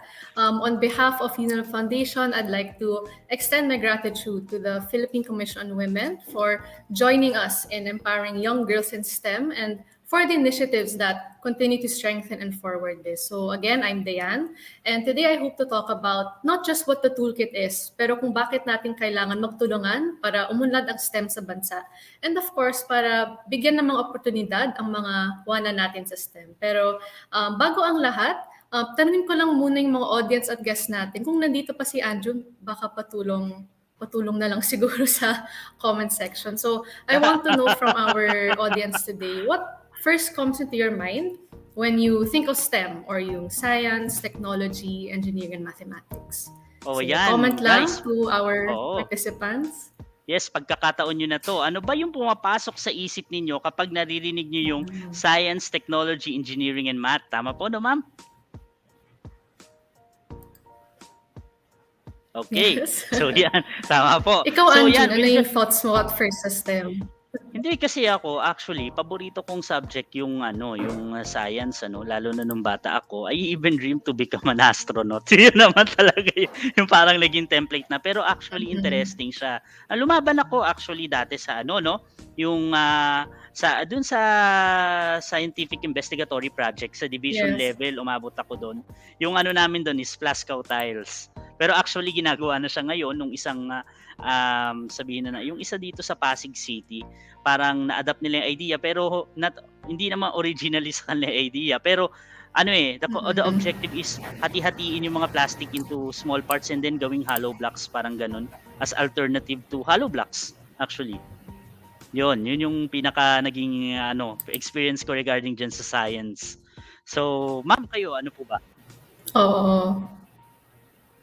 Okay. So yan, sa mga Yes. kababayan natin, yan. Hope for the country in the Philippines, the future. Ano ba? Basahin natin. Interesting. And Ang bukod dami. doon, yan ma'am, innovation. Ang dami. So yan. Biodiversity. Future Biodiversity, scientist. future Ang dami scientist. nga pala. Yes, ang dami. Bigatin. Okay, ayun. Iba ang dating ni Madam. Solutions. Yes, bet ko yun, solutions. STEM is for the Yes. future. Future, tama po yan. Dahil yung mga ginagamit natin ngayon, produkto rin ng pag-aaral noong nakaraan. Astig, yun. Innovation, innovate. Yan yung lagi. Smart. Yes, smart. Tama naman yun. Curiosity. Sabi nga kanina ni Miss Juana, di ba? Tuloy-tuloy ang siyensya. Is this a continuous process of seeking for the truth? Research. Indeed, we need research for us to have science. Okay. So now, ma'am, let's proceed. Ang dami nga doon pala, sa ating Ang daming may Yes. idea tungkol dito. So now, ano pa ba yung tungkol dito sa natin, dito sa ating toolkit? Can you Yes, tell us thank more you. about it? Yes, thank you. Thank you, Anjun. So I think how you described it, Anjun, and the rest of the audience, that's how STEM is supposed to be naman talaga. Kasi when we or yung students natin think of STEM, it's automatic that they see it as hard or it's only for those who are the best in their math or science classes, diba? So siguro nung bata tayo, sasabihin natin sa magulang natin na, ay, ma, pa, bagsak ako sa science, bagsak ako sa math, di ko talaga kaya. Tapos, ayun, agree na lang din sila. So, it is evident that there's this confidence gap among the youth. They think once they fail, wala na silang pag-asa sa STEM. So this lack of motivation and encouragement really contributes to the lack of students in STEM who actually want to pursue the field. But what people also need to realize that STEM is more than that. It is now an integral part of our lives and it has moved just beyond yung science and math classes natin, di ba? Especially now in the 21st century, these innovations have become increasingly important. Especially now in this pandemic, diba? May mga vaccines na tayo, we have new technology. So we see the importance of STEM in solving these challenges in our world today. But of course, given this urgency, there are also several underlying factors that affect the youth's participation in STEM, especially more so towards women. The numbers here are from a recently conducted study we did called the Youth in STEM Report back in 2020. Here, it shows us that at a young age, girls are already convinced that STEM is a male-dominated field. So they don't see themselves in STEM-related careers. In the media, it's rare na yung mga scientists natin, yung engineers and other STEM careers are portrayed as female, diba? Usually male sila. So it doesn't feel achievable anymore for our young girls. Besides this, there's also a lack of confidence naman and support towards girls' capabilities, the lack of guidance, the ongoing gender stereotypes and biases. So they end up feeling, they lose interest to pursue STEM. And what happens nga if we don't include half the population when we solve these problems, especially in STEM? So this is where Pinace Can STEM comes in. We recognize the need to have more women in STEM to push for more young girls that they can achieve in STEM, and also that we should work together to amplify this advocacy naman in gender equality in STEM. So we do this by increasing the awareness on yung mga iba't ibang STEM careers, not just in medicine or engineering. We also introduce yung mga Filipino role models, and we try to connect our young girls to a very supportive community in STEM. So it is really our vision to let the young girls feel more interested and more confident in pursuing STEM. And ever since then, more and more Pinays have been sharing more about their experience in the field, whether in STEM or just them as women. And we give them that kind of freedom to be more vocal about yung mga challenges nila, which proves that so many Filipinas also experience the same thing. And so many Filipinas are also interested in STEM, which is why it's very important na we have to empower and celebrate our role models in the field, which is the foundation of Pinace Can STEM. We try to humanize STEM for these young girls. And of course, looking at the bigger picture of our advocacy, we build a supportive community for young girls in STEM. And one of the insights, again, from our Youth in STEM report is that girls are more likely to doubt themselves in their decisions and careers. So we hear girls say, di ko kaya ang STEM, engineering is for boys, wala akong trabaho naman sa STEM, which is why it's very important to validate yung mga na-experience nila dito. So grounded, of course, on our shared advocacies, UNA Foundation through Pinace Can STEM has partnered with PCW to achieve a more equal future naman for our Filipinas in STEM, especially in terms of education careers. So PCW being an organization that really champions yung rights and of course the impact of the education sector and the rights of women has really continued to highlight the importance and the role of education and the careers of the young girls when it comes to women's economic empowerment, their participation in the workforce, and of course, yung contribution naman nila to society. So we hope to provide more opportunities and spaces for women to thrive in STEM. Okay, so we are proud to launch and present the Pinace Can STEM Toolkit. It is our STEM starter pack for every young girl who needs that inspiration, who needs that advice, or an extra push to pursue STEM. So this contains content from stories, from tips, from videos, experiments, and other resources, which is curated in a way to really entice young girls to start their STEM journey. So we hope that through this toolkit, more and more young girls will feel more motivated to pursue STEM. So this toolkit is also based on our research and the testimonials from our women in STEM. So here we see that Pinays are already interested in the field. They see its relevance, but they aren't equipped with the right tools and opportunities, and they're not celebrated enough by the people around them because of ongoing biases, ongoing stereotypes.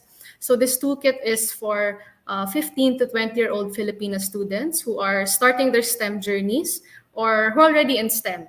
And we feel that during this time, it is very important to boost yung confidence ng mga young girls natin, especially wherein they are in that stage that they need to or they want to discover themselves, they want to discover their careers or who they want to be in the future. So this year, Pinays Can STEM and PCW will be distributing the toolkit to schools as a resource material to help girls in finding role models and of course their calling naman in STEM. So this toolkit is also based on the insights from the GEW report, specifically on strategic goal area number 5, which targets women's participation in STEM fields. So it mentions the limited representation of women in STEM, the lack of gender-responsive policies in the workplace, the lack of awareness towards STEM careers, since this is still limited to gender roles, such as women are only meant to be nurses, only doctors. And it's important that we break these barriers that really prevent women from progressing in STEM and really involve them in more STEM careers and also in planning and designing policies in STEM, as well as participate in STEM industries and, of course, the workforce. So Pinays Can STEM, just like the GEW plan, aims to work towards having more women who are qualified, who are confident, and of course, engaged in STEM-related careers. So it's important that these initiatives aim to addressing root challenges that prohibits women from fully participating in STEM. So we also believe that this can be better addressed, especially at a young age. Okay, so here I will be talking about more what's in the toolkit, and I'll also discuss how we can access the toolkit. Okay, so the first section is the Kickstarting Your STEM Journey. So this is a guide on the different STEM careers that girls can explore, which is broken down into specific sections, namely science, technology, engineering, and mathematics. But of course, we also highlight the importance of tying all these 4 fields together and how they're intersectional as well. So it starts off with a quick introduction on what STEM is, testimonials from actual senior high school students in STEM, and then the popular and also unconventional STEM careers, along with role models who have made significant contributions in the field of STEM. So here we emphasize that it's important that we end gender inequality in STEM and that this begins at home and of course in school. So there's a need to address girls' stereotypical views of STEM, especially towards different STEM careers, STEM subjects, such as nursing is for girls only, engineering is for boys, which makes it difficult for women to see themselves in the kind of career that they want, when in fact they really shouldn't be limited naman in the field of STEM. We also have our STEM stories. So this features different stories of our role models in STEM. Here they talk about who and what inspired them in their journey, how they started their STEM careers. So similar to how Doc Juana shared her story earlier, as well as the mga challenges, the achievements, and of course the life lessons that continue to keep them grounded naman sa work nila in STEM. So here young girls have shared that they often feel insecure kasi wala silang set path sa STEM, especially at the start, diba? It is also evident that women leave the workforce because of male dominance or the lack of gender or the lack of women role models and mentors in the professional field. So if this is not addressed, women will continue to leave, they'll lose motivation to pursue STEM. And all these personal stories from the women are proof that girls can really succeed and that it's okay to start from scratch, that failing is normal, especially in STEM. And of course, that the journey is really not easy. And by providing these girls with the women that they can look up to, by humanizing STEM, they also begin to understand their own capabilities. They see STEM as something that's more real, something that's more aspirational, and something that's more achievable for them. We also have our STEM resources. So besides the presence of role models and opportunities, there's also a lack of curated contextualized and relevant resources for Pinay students to explore STEM. So creating an inclusive STEM environment requires providing more gender-neutral learning opportunities, to challenge stereotypes and to also support the girls' concepts and self-concepts and while encouraging a growth mindset. So our STEM's resources section covers a variety of materials for young girls who want to learn more about STEM while helping them understand what STEM is about and also knowing more about their existing skills and interests that can link them to STEM careers and other study pathways. So this contains resources such as books, relevant reading materials, documentaries, experiments, even other websites and learning resources that will help them enhance their knowledge and skills in STEM. So it is through these resources where we inspire young girls to really engage more deeply with STEM, to see themselves as successful STEM learners and potential STEM leaders. We believe that it's really important that we show them that STEM is fun. Hindi naman siya mahirap. Hindi siya for the smart people, yung mga magaling lang sa science and math. We want them to see that STEM is relevant, it's creative, it's important through more hands-on and real-world problem-solving activities. Okay, next we have our STEM directory. So this contains a list of organizations related to STEM, to women empowerment and gender advocacy in STEM, where girls can take part in and also reach out to. So here we believe that when girls feel like they're part of a community that really accepts and supports them, all the more they feel more confident to take STEM. And this will help validate their experiences, yung mga feelings nila, and they can share also their interests, discover what's in store for them, and get to know the work of other people naman in different organizations and different industries. We also have our Slam book. It is a personal journal for young girls to list their goals in STEM. We have different activities and prompts to help young girls in their paths. This is going to be not in partnership, sorry, in collaboration with our teachers who will be monitoring the students or the Pinays in STEM. So here they will be identifying their strengths. So this is where they can enumerate the areas where they are good at or where they can excel in. This can be used to help the student zero in a more particular STEM field or provide them a springboard to a certain direction. They'll also be determining their milestones where they can map out the steps that they need, the challenges they experience, also the motivations towards their own goals. And lastly, also a guide on how they can start their journey. So this will help them identify and solidify, of course, their career goals. So this is only 3 out of the many other activities and prompts we have on the Slam book. So this step-by-step guide will really aid Filipinas in discovering the STEM path that they want, while of course remaining open to the different possibilities and changes in their STEM path. So this Slam book is also based on the insight that young girls feel less confident about their strengths or that they have a hard time actualizing their potential in STEM. So hopefully through this Slam book, they can help identify the kind of steps or the steps that they need in making their goals a reality.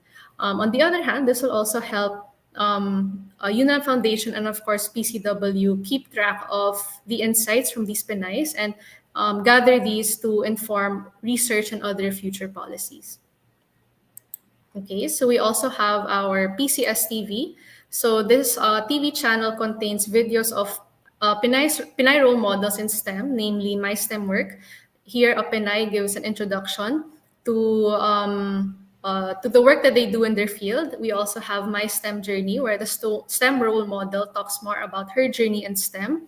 And we have also the My STEM role model, where a STEM Pinay will be engaging and talking with a STEM student naman, just to share experiences, to get advice, and of course, to learn more from each other. So here, it will be broadcasted through our YouTube channel.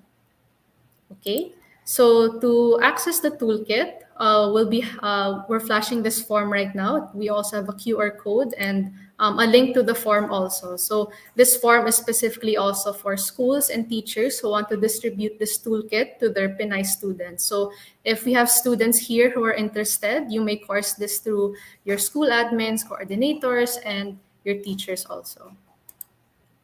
Okay, so that's it for my presentation, the Pinace STEM Toolkit. I guess before anything else, we may not instantly see it, but the way we innovate is also greatly banked on the STEM skills. Yung mga research, collaboration, problem solving. These are very important for students to be successful sa mga career paths nila, regardless of yung mga interests or goals. So with STEM careers becoming more and more in demand, having more people, having more women especially, so bring a more diverse group in STEM really leads to more innovation and is good for the country's development. So until we really involve half the population, these innovations and breakthroughs can really only do so much and can only go so far. So this Women's Month and beyond is really our chance, not just UNA Foundation and PCW. It's all of us here right now watching this webinar. It is our chance to make that lifelong promise to really create a world that is more equal for all women in STEM, for all genders in STEM. So it really takes that conscious effort to build or to at least break the biases and provide opportunities for Filipinos to thrive, and of course to celebrate their own power, their strengths, and their dreams. So maraming salamat po and more power to Pinays in STEM. Happy Women's Month. Okay, yes, girl power sabi nga nila, no, women power. Yan ang importante sa atin ngayon dahil alam naman natin na yun na nga, science is an integral part of our lives and it is necessary for us to have a gender equal society. We need to get out of our box, hindi ba? And ano yun this is one way. This Yes. initiative is one way to break stereotypes, hindi ba? Dito sa STEM. And yun nga ma'am, nakakatuwa Yes. dahil makakatulong ito para lalo pang palawakin at lalo pang mahikayat yung ibang mga estudyante or yung mga kabataan natin na nagnanais pasukin itong mga career system dahil malawak po yan at marami pong options. And sana yung mga nanonood natin dyan, ng mga school supervisors, mula po sa education sector, sa academe, at maging yung mga estudyante, sana po subukan po nila itong programang ito dahil napakaganda. It will help humanize STEM, identify the capabilities of our youth, and yun nga po, we have the STEM library which will help us understand further about the STEM and curated and contextualized principles tungkol po dito sa STEM. And now, ma'am, syempre, thank you very much for that very thorough and Thank you, motivating Anne. presentation about the Pinace STEM Toolkit. Malaking tulong po ito, ma'am. Maraming salamat po. Thank you very much po. And now, for those who are interested in the toolkit, go to the link or scan the QR code that you see on your screen. Yan, there. You see on your screen the link or scan it using your smartphones, the QR code on the screen, and fill out the online form. Yan. Para po, malaking tulong po ito, lalong-lalo na dun sa mga kabataan na nanonood sa atin ngayon. Ayan, ipopost din po namin yung link doon sa aming comments section. So guys, hanggat may oras pa tayo, hanggat tayo nandito sa ating live stream at sa mga susunod pang araw, pwede niyo pong i-play ito para makita niyo yung QR code na yan. Nakapost din po yan. So, try it. And it will definitely help you to be inspired to enter to the world of STEM, lalo na po sa ating mga kabataang babae at sa mga kababaihang gustong pasukin ng science, technology, engineering, and mathematics. Kaya po, again, maraming salamat Miss Diane Aguas para po dito sa Pinace STEM Toolkit. Okay, Pinace STEM Toolkit seeks to help in addressing the gender gap in STEM education in the country. Pero ano nga ba ang sitwasyon ng mga wana kaugnay ng STEM pagdating sa curriculum natin sa bansa? At ano ang mga hakbangin para mapaliit ang gender gap sa STEM? Kagaya nga nabanggit kanina, may gender gap po tayo pagdating dito. Bibigyan tayo ng ideya ng ating susunod na speaker, si Dr. Charlotte Chong. Professor Dr. Charlotte Chong is the current Dean of the University of the Philippines College of Medicine, or UPCM. She is an internationally recognized neurologist who pioneered cochlear implantation surgery in the country to restore hearing in deaf children and adults. She was the founding director of the Newborn Hearing Screening Reference Center in UP Diliman, or should I say UP Manila, is that to be corrected, former director of the Philippine National Ear Institute, former UP Manila Vice Chancellor, for Planning and Development and past president of the Philippine Society of Otolaryngology, head of neck surgery. She was elected academician of the National Academy of Science and Technology in 2020. Dr. Chong played a key role in the passage of the following laws in 2009: the Republic Act 9709, or an act establishing a universal newborn hearing screening program for the prevention, early diagnosis, and intervention of hearing loss. In 2007, Dr. Chong was given the Outstanding Filipino Physicians Award by the Department of Health and the Philippine Health Insurance Corporation in recognition of the heroism of physician experts who elected to serve and give back to Philippine society.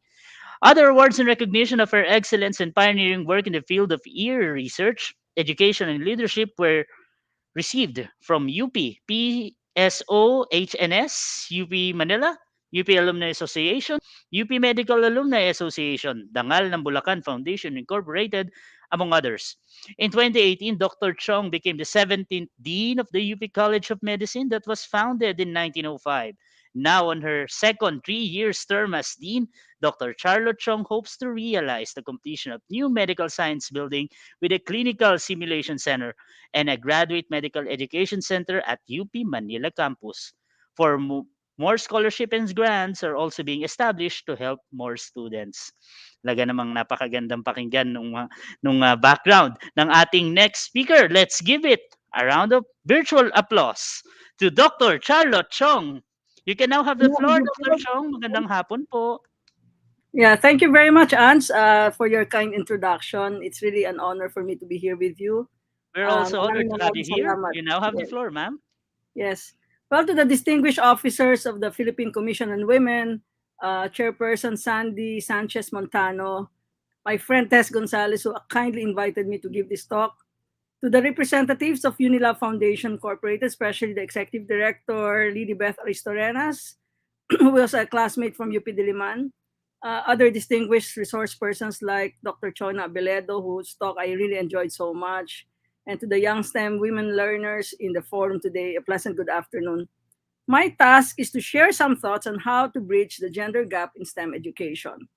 I represent today the academe, but would like to disclose that while I am the Dean of the UP College of Medicine, who could very well represent the academe, I'm not an engineer, I'm not a mathematician, I'm not a computer scientist, so that would limit my discussion, given that coming from the health sector as an ear, nose, and throat surgeon or otolaryngologist, it can be argued that I may not be really hands-on in having experience in designing a curriculum in STEM, especially in the K-12 program.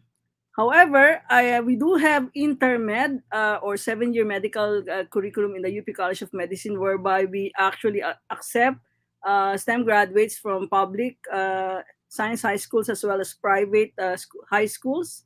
And we have been able to ensure that gender is not an issue. We actually have been accepting equal number of males and females into that program. And I can assure you that we continue to look at the ways by which we are able to nurture our medical students, especially our female medical students, so that they can explore pathways to become what we call 6-star physicians. 6-star physicians are physician scientists with nationalist fervor. And we also accept a lot of female students into our novel ND PhD program. We also have seen how surgery and other fields, which used to be very inaccessible to women, now open their doors to more women since about 3 decades ago. The UP College of Medicine was established, as mentioned, in 1905. It predated the establishment of the University of the Philippines system by a few years. In fact, in 1912, as mentioned, the first female graduate was Dr. Paz Mendoza Guanzon, who actually wrote and published the first paper on bangungot. In 2020, one of our foremost rheumatologists, Dr. Lourdes Manahan, would have turned 100 years old had she been still alive. She is also one of the physician scientists who described the Rotor-Manahan-Florentine syndrome, which is recognized worldwide. We have many women role models in medicine, including the first female graduate of Harvard Medical School, Dr. Fe Del Mundo, who actually was the top graduate of UPCM class 1933. and who use bamboo's radiant warmers and cloth weighing scales for newborns in the rural areas. Many women national scientists who were former members of our faculty, like Dr. Lourdes Cruz in biochemistry, Dr. Perla Santos Ocampo, who developed mass-based health programs for the treatment of diarrhea in pediatrics. We can also credit Dr. Nelia Cortez Maramba, who developed the langundi as a cough preparation. One might argue that medicine is both science and art, but as this pandemic crisis has painfully taught us, science and art underscore a lot of the areas in the field of medicine, and that unprecedented advancements in science and medicine can be instituted in order to save humanity, so that humanity can actually survive better than in the past pandemic of 1918, when 50 million to 100 million actually died in that pandemic. My own researches during COVID-19 were achieved with several colleagues in diverse fields in medicine, including Dr. Mike T., a rheumatologist, and public health experts like Dr. Pau Ubial, as we developed the saliva test for the Philippine Red Cross. This was actually launched in January of 2021 using an algorithm that actually allowed COVID testing to be less painful, less expensive, and practical than the predominant nasopharyngeal swab. This was actually funded and implemented by the Philippine Red Cross. And in another published study, we also showed how more accurate this saliva test was compared to the nasal antigen test. I should really mention that it was really a Filipina scientist, Dr. Diane Ranoa, who actually developed the method at the University of Illinois so that university students could actually come back earlier to campus with our weekly testing protocols in place. So if you look back, for over more than a century, we have indeed closed the gender gap in medicine. But why not in other fields like engineering, mathematics, chemistry? Could it be because there are more role models in medicine? Or because UP College of Medicine admissions have given equal number of slots to men and women since the 1960s? Studies have shown that educational pipeline is important, as the gender gap could likely have started in early childhood, whereby interest in those fields can be unsustained due to barriers like gender bias by peers, where a female in biology who outperforms a male classmate will still be perceived as less competent. Gender bias of parents who would encourage girls to consider non-STEM subjects as choices for future careers, and gender bias among teachers who would give boys more time to discuss and rate them higher than their female counterparts, even while a preponderance of teachers are males. Or perhaps there may be discouraging instances of sexual harassment or discrimination against girls, such that bias has led to less financial and material support, notwithstanding reported lower pay scales for females by employers in industry. So you can see that historically, the odds have always been stacked against women in education in our country. Our generation has not been spared, as even in our own surgical fields, women have been actually discriminated due to a variety of factors, like marriage and children would be disruptive to the training program and may compromise services with maternity leaves in the Philippine General Hospital, for example. In this last pandemic, our colleagues have complained of less productivity due to competing responsibilities as frontline healthcare workers, while being primarily responsible for non-paid activities at home, like helping children with their homework because of these remote learning platforms. This is not only an issue facing women here in the Philippines. In fact, a McKinsey report showed that women's jobs are actually 1.8 times more vulnerable to the pandemic crisis than their male counterparts. So clearly, there are issues that affect women globally even today. So have we looked at the role models in STEM being given the space in basic education textbooks, so girls at a young age get to know role models early on? Have we looked at practices where boys are given more financial support than girls should they choose STEM studies? Are there discoveries of women scientists and their contributions to Philippine society discussed enough in tri-media? Do we give training in programming and other advanced digital skills to girls early on so that they can be at par with boys, especially in a very highly complex and virtual world? In the field of medicine, many glass ceilings had to be broken by those who came before us. Some sadly were denied the first choices because of gender and had to contend with their male mentors, allowing them only certain roles, like a former dean and director of PGH, obstetrics and gynecologist Dr. Gloria Aragon, who actually had to take obstetrics because she was not accepted into general surgery. But there are silver linings. When I recently reviewed the percentage of female led researches during the pandemic that have received funding at the UP College of Medicine, which actually amounted to almost a billion pesos. Female led researches were even more than male led researches at a ratio of 1.6 to 1.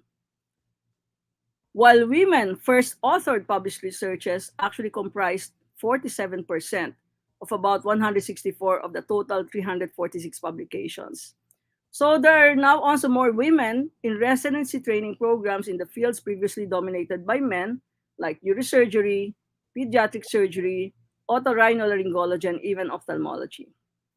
So in a recent report by Dr. Joseph Pio of the Science Education Institute of the Department of Science and Technology, she reported that we have actually made progress in the gender gap in science and technology. This is indeed welcome news, and this ecosystem that sees more women in science and technology should really be sustained. Perhaps they should also spur more efforts in ensuring that we produce more women scientists with skills like parallel thinking, undertaking curiosity driven research, flexibility, and innate ability to adapt to changes in mid career while leveraging emerging technology that should be developed in the curriculum in STEM classes. In the UP College of Medicine, we launched pre-pandemic the UP CBOL. CBOL stands for Surgical Innovation and Biotechnology Laboratory, where young doctors who see problems at the Philippine General Hospital now work on about 11 projects with the UP College of Engineering, and this is funded by the DOST PCHRD. In fact, you may be able to listen to some women biotech innovators in an upcoming forum on March 31, sponsored by the DOST, the National Academy of Science and Technology, and UP-CBOL, with speakers like women professors of biology and chemistry, Dr. Doralyn Dalisay, Cynthia Go, Dr. Engineer Leslie Diaz, and our own faculty, Dr. Portia Marcelo, who developed the RX box for fetal and maternal telehealth monitoring, as well as OB-GYN Professor Dr. Tonet Habana, who developed a pillow for COVID pregnant women who needed to lie in prone position. So it's been stated that one of the best ways to predict the future is to create it. I have done so on a personal capacity. When as a young graduate in medicine, I decided to one day be a pioneer cochlear implant surgeon in order to restore hearing among very young deaf children as young as age 1 year old. It actually took me 12 years from 1986 as a young intern to 1998 to realize that goal. And in another 10 years to advocate for newborn hearing screening that became a law, or RA 9709 in 2009, having realized that if I were to remain a surgeon, I would be lucky to be able to implant 1,000 deaf children, while if a law mandating newborn screening can be passed, then more children born deaf will have a chance to still develop speech and language because of early intervention with hearing aids and speech rehabilitation. So actually, these were all realized because there was support from Congress, and clearly, the researches that we did that established the burden of congenital deafness among Filipino newborns, with one deaf child being born in the country every 3 hours, or deaf babies being born every day in the country. It was actually easier for the congressmen and the senators to pass that law, and that was signed by former President Gloria Macapagal Arroyo. So this newborn hearing screening program actually brought down the age of cochlear implantation from an initial 5 years of age, which was clearly too late, for for somebody to develop normal language to about 2 years and a half now, which allows a lot of our children undergoing cochlear implantation to have normal speech development. So this program had been highlighted in the United Nations in 2017, where I was invited to talk about the cost effectiveness of a community-based program. And we also showed that 4 million savings per child who's born deaf with appropriate intervention could be saved by the Philippines. And this would amount to billions of pesos every year.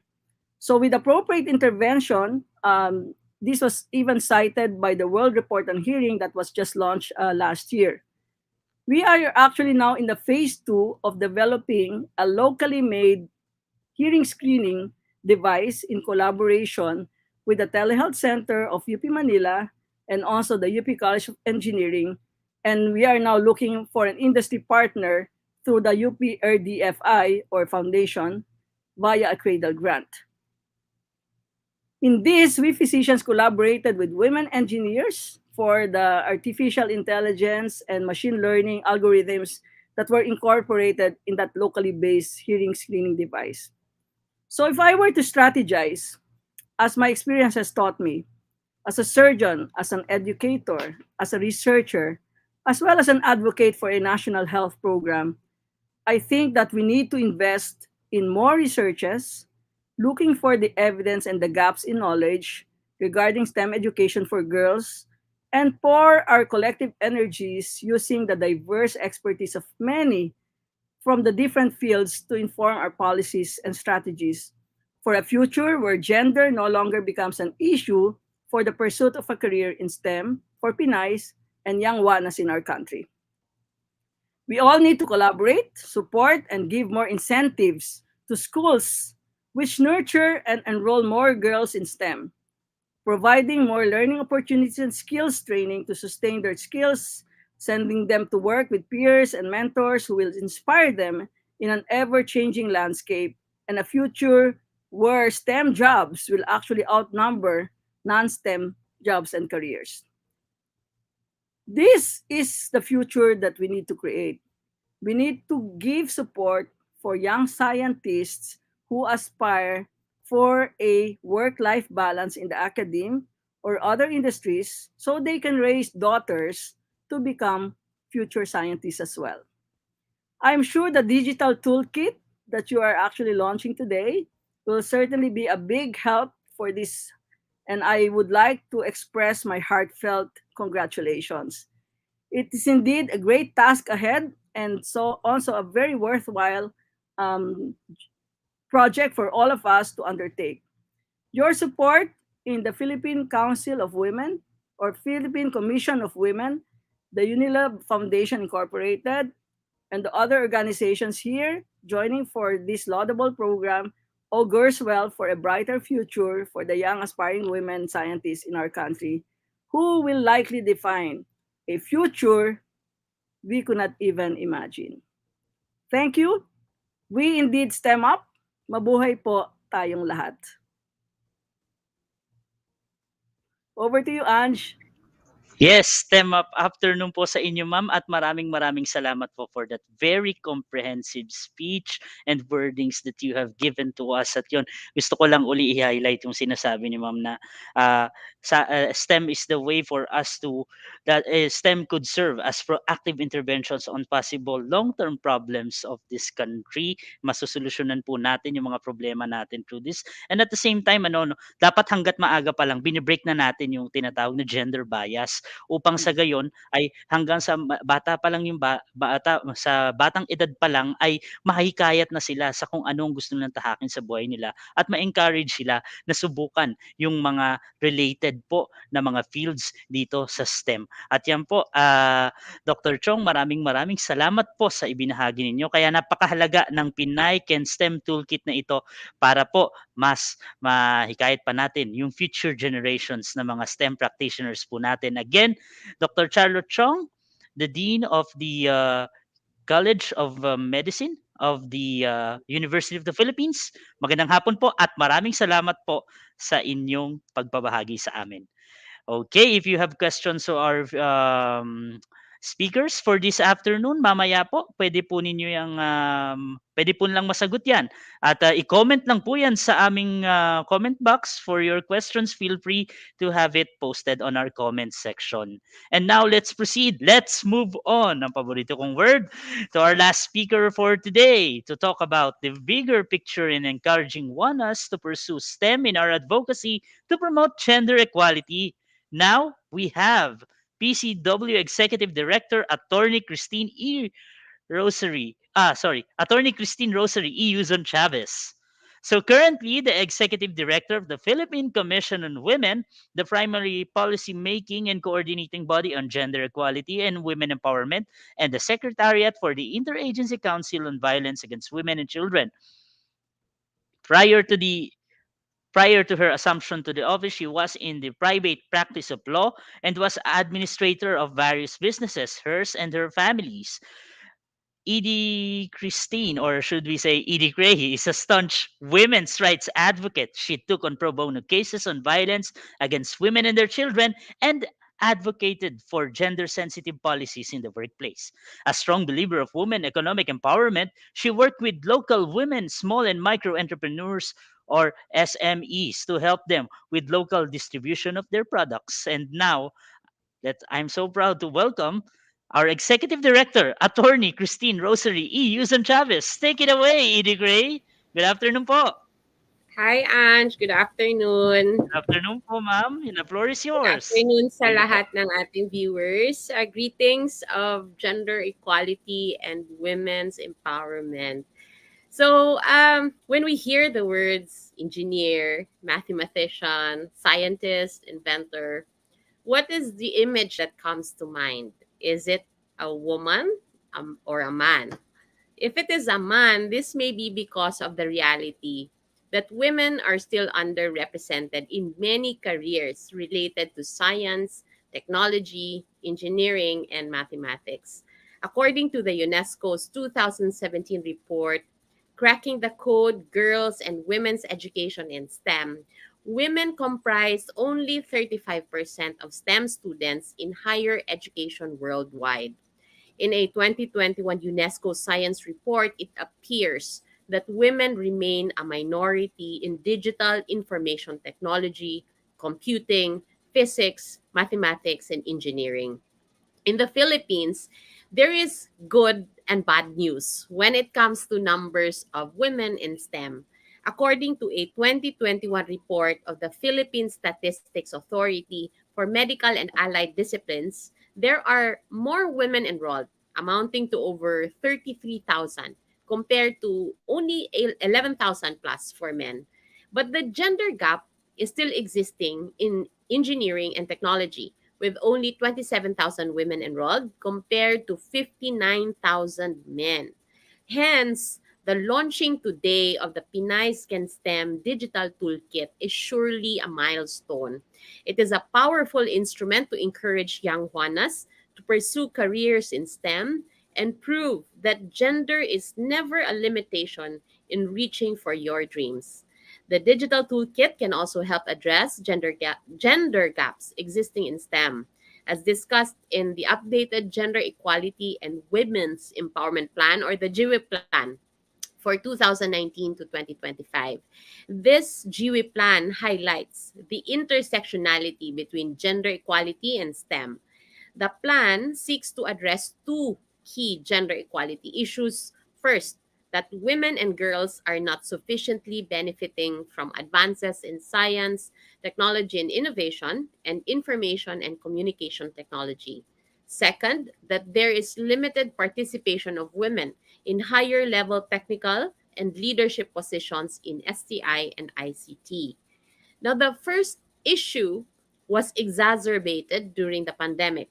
The health crisis caused the people and governments to rely on the so-called fourth industrial revolution technologies, including artificial intelligence, robotics, the Internet of Things, 3D printing, genetic engineering, quantum computing, and other technologies. Hence, Juanas must be able to step up in STEM so they can utilize these technologies. Case in point, If we can harness the power of STEM, innovations can help drive women's enterprises.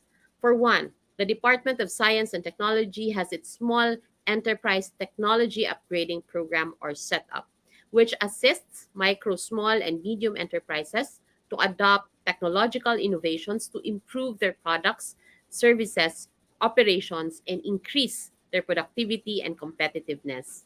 Improving women's access to STEM advances and products can also improve their way of life. Agencies and private institutions can work on the strategic use of technology to address women's access to social and financial services. Under the GWE plan, another good indicator will be increasing the STI startup enterprises owned by women, as well as those that are involved in internet retail trade or e commerce. Then there's the issue of the limited participation of women in science, technology, and innovation, as well as in higher level technical and leadership positions in the sector. There may be different factors that hamper women from engaging in STEM careers. One will be gender stereotypes. STEM fields are often viewed as masculine. Some adult figures, including teachers and parents, may underestimate girls' math abilities starting as early as preschool. Another reason will be the overrepresentation of men in STEM. This leads to notions that these fields seem to perpetuate male dominated cultures that are not supportive nor attractive to women. Next, they are not aware or exposed to a lot of role models, seeing limited examples of female scientists in books, media, and popular culture. Hence, the stories in the Pinays Can STEM can really help in introducing models to emulate and take inspiration from. However, despite the challenges, women thrive in other STEM aspects. Based on a DOST survey done in 2018, women are well represented in the scientific research and development in government and higher education institutions, both public and private, at 58%. This is higher than the world average of about 30% in 2017. When it comes to enrollment in STEM courses, PSA data as of February 2020 show that it is 43% female, relatively a good representation and could be traced to scholarship programs that encourage female students to go into the STEM fields of study. The PCW firmly believes that addressing the gender disparity in STEM can benefit not just Juanas but the whole country, especially in a post pandemic backdrop. STEM careers are often referred to as the jobs of the future. If women have equal opportunities to strive in STEM careers with higher pay and better benefits, this can help narrow the gender pay gap and enhance their economic security.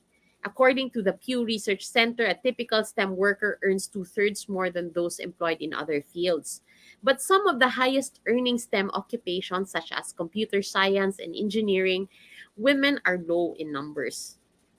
But little by little, attitudes have been evolving, with studies linking investors' confidence and greater profit margins to a diverse workforce, hence the need for more women in STEM related industries.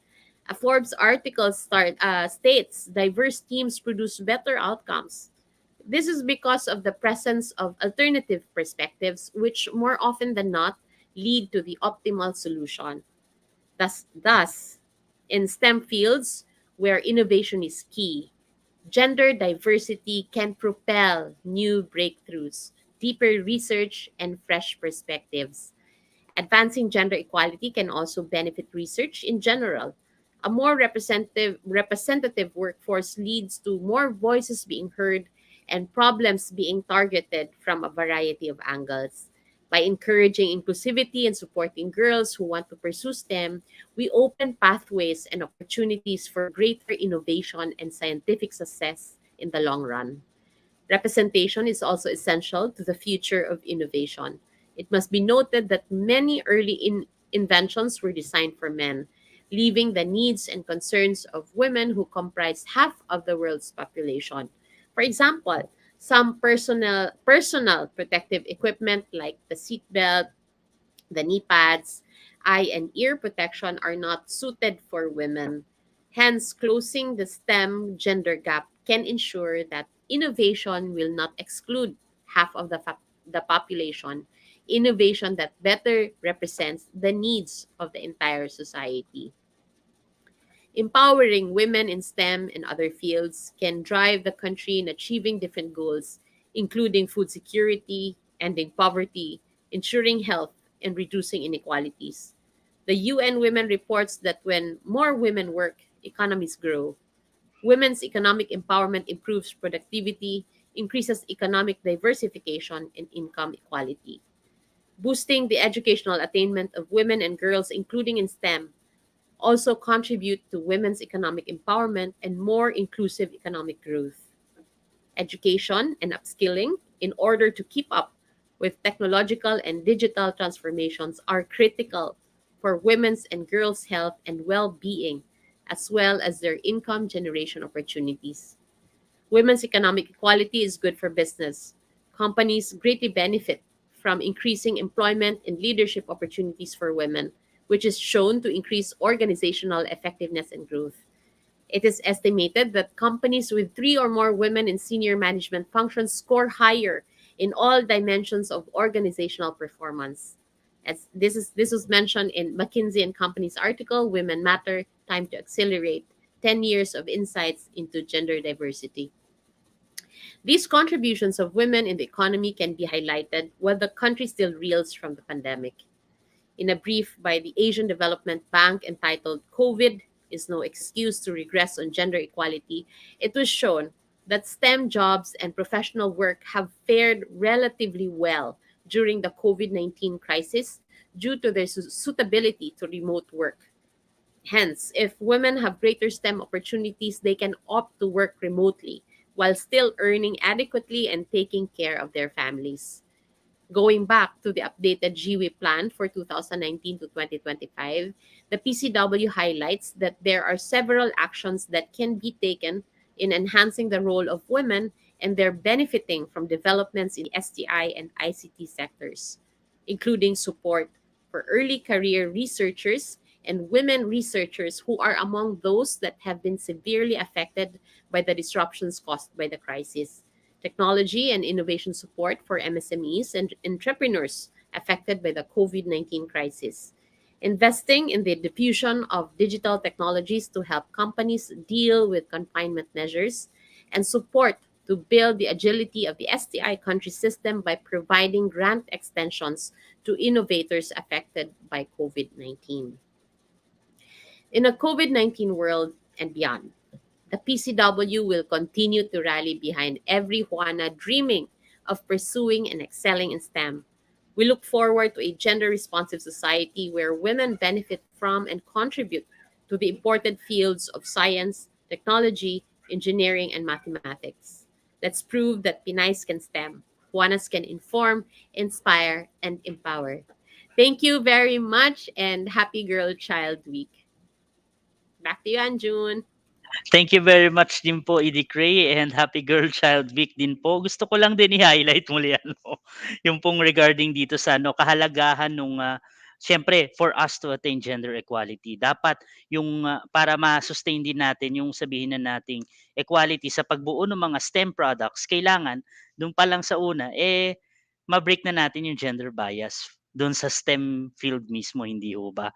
And at the same time, interconnected yung problema natin pagdating sa food security, ending poverty, and all of these problems actually, kinakailangan na we need to enforce further the policies na related po doon sa GWI plan na makakasiguro na mas marami pang kababaihan ang mahihikayat po na pumasok sa field ng STEM. And again, Edie Gray, maraming salamat po. And now, with that, puproceed na po tayo sa ating open forum. Maraming salamat po, Edie Gray, doon sa inyo pong ibinigay ng words sa amin. And now, let's now have our open forum. And everyone, yung ating po mga speakers. Now, again, let me introduce you once again si Dr. Chona Camille Vince Cruz Abeledo. Nandyan din po ang Dean ng UP College of Medicine, si Dean Charlotte Chong, si Miss Diane Aguas ng Pinays Can STEM Up Toolkit, at si Executive Director PCW Christine Rosary Iuzon Chavez. Good afternoon po, Masdams. Good afternoon po sa lahat. Okay. Yan, ma'am. Ano naman? Purple Heart naman dyan sa mga kababayan natin na nanonood ngayon, at doon sa mga katanungan po nila ay maaari pa rin, continuous pa rin po ang pagpo-post ninyo ito sa aming comment yan, sa comment side ng aming live stream sa kasalukuyan. Okay? So now, ang ganda ng mga naging discussion natin, at alam naman natin na interrelated itong mga dinadanas natin tungkol dito, no? And now, let's have our first question for the open forum. So, we have from JP Cortez, how do you plan to monitor the impact and journey of Pinace with the toolkit? So, I think it's for Miss Aguas. Yes? Miss Aguas? Yes, thank you, Ange, and thank you, JP. Yes, hello. Thank you, JP, for that question. So how we plan to monitor is, first, we want to partner with the mga schools natin, so specifically mga high school or senior high schools. And then we want to coordinate with if they have a career guidance office or any guidance office that will help us in determining yung career interest ng Pinays in STEM, or who are interested in taking STEM. And then once we've partnered with them, we will be distributing tests, so pre-test and post-test, to better determine yung interest and confidence ng mga Pinays natin in STEM. So this consists of what kind of career do they plan to pursue, how do they plan to take it, and we'll also be distributing evals naman on how what they think of the toolkit, what can better be improved, and how can this better help them or help future students naman. So all of these insights will be used to, other than monitor yung impact, of course, of the materials, it will also help us, Unilab Foundation and PCW, in future policies, future initiatives similar to Pinays Can STEM. Okay, maraming salamat po doon sa inyong meron pa ho ba na naisumagot dito sa ating board of panelists? Okay. So let's proceed to our next question. I think we have another question from there. Okay, what are the plans of PCW to encourage more women and girls to pursue STEM? That is from Miss Daniela T. Yes, Edie Cray, I think. Yes po. Okay, thank you for that question. One of PCW's focus areas is the education sector. So through our sectoral coordination division, we intend to coordinate with agencies and stakeholders in the education sector.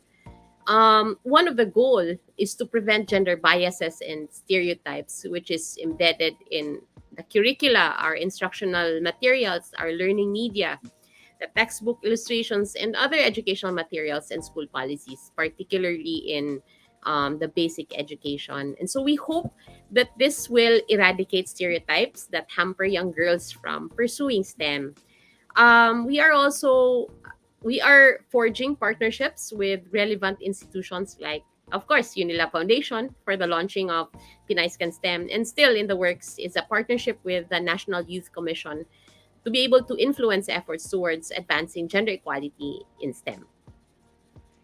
Okay po, ma'am, maraming salamat doon. And actually, PCW has been very active in partnership with government agencies as well as private entities like the Unilab Foundation and many more. So, doon sa mga kababayan natin na may mga katanungan pa po, lalo na doon sa mga estudyante natin dyan, na kanina pa nakikinig dito sa ating live stream, pwede po sila mag-comment dyan sa aming comment box sa ating Facebook page or sa YouTube page. We're just waiting for it. And now for the next question. Okay, for the next question, will the toolkit be available to STEM organizations and industries? That is from Mika Kalahip. Miss Mika Kalahip, yan po yung question na yan. I think the question is better suited to Miss Diane Aguas. Miss Diane? Thank you, Anjun, and thank you to Mika. So, it's definitely in the pipeline right now. We just want to, of course, to pilot and focus on the schools and the students. But soon we hope to develop a toolkit for industries and corporations to better influence also yung mga policies nila, targeted of course towards the professionals in STEM to better understand ano ba yung mga challenges nila and how can industries and of course different organizations work together to break the biases in STEM. So yes, it's definitely in the pipeline. We hope to have it soon as well. Okay, actually maganda ito lalo na dun sa mga nakikinig sa atin from the schools ano kasi nandito yung mga curated and contextualized na mga babasahin na maaaring makatulong to further understand STEM. So I think we have another question or may iba pa bang mga natin diyan, ma'am, mga ating mga kasama po na maaaring makasagot nito or should we proceed for the next question? Okay, let's proceed to the next question. Okay, for Dean Charlotte, yan, specifically mentioned na po. Mahirap po ba ang intermed and mataas po ba ang grade requirement for a STEM graduate to be admitted on specific course within your college, I think? Yes po, Yeah, ma'am? well, actually, for the intermed, when UPCAT used to be administered, you have to be at the top 1% of those who actually scored in the UPCAT to be considered for the intermed program. And then we interview about more than 100 of the top 1%, and we just accept around 40 students for our intermed or 7-year medical curriculum program. However, for the past 2 years, because of the pandemic, there's no UPCAT that was administered. So we actually look at the GWAG, and there's a formula that was formulated by UP Diliman, UP system, that looks at grades as GWAG as well as some other factors like graduating from a public school and so forth. So we actually saw that there were more private schools that were accepted, graduates from private schools that were accepted in the last cohort of our intermed entrance. I'm not sure about this year though, because I think there was another new formula that will be actually used. So the application for the College of Medicine already stopped for our lateral entrance program, those who graduated from the baccalaureate. But for the intermed, we're still waiting for the list from UP system. Okay, very interesting and at the same time doon sa mga naghahangad po na pumasok sa ating Premier State University, magandang balita po 'yon at I think lalo na doon sa mga kabataan natin na nakikinig po or nanonood sa atin ay may enough time pa para paghandaan ito dahil alam naman natin na yes, it is worth the fight for the post there and at the same time napakagandang oportunidad po na makapag-aral sa State University gaya ng University of Yeah. the Philippines. Opo. So ma'am, any additional po? I should add pala na we're Yes just po. waiting for Congress to release the increased capacity for medical schools budget. Because if they will release that, we could actually accept more students in the intermed. So we are looking at accepting around basically 40 more additional students to the usual 180 students of the UP College of Medicine. We can actually increase it to 220 if we can get the money from Congress that they promised in the GA of last year. Opo, malaking tulong kasi na mapaglaanan din po ng karampatang pondo itong ganitong field. Lalo-lalo na ngayon nakita natin yung kahalagahan not just ng ng medical field but also the STEM itself.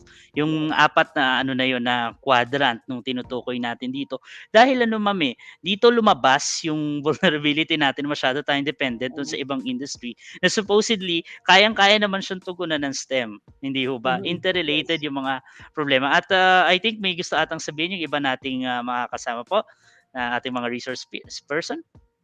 Okay? So, okay. Let's have another question from our participants now. Okay? Question. Does UP have other initiatives that bridges gender gap in other STEM fields, technology, engineering, and math? That is according to Anne. Okay po. Dean Charlotte? Well, I'm not really sure about the UP system for engineering, but I know that there's always been an impetus for accepting more women into these programs. And I feel that this gender bias is slowly being corrected.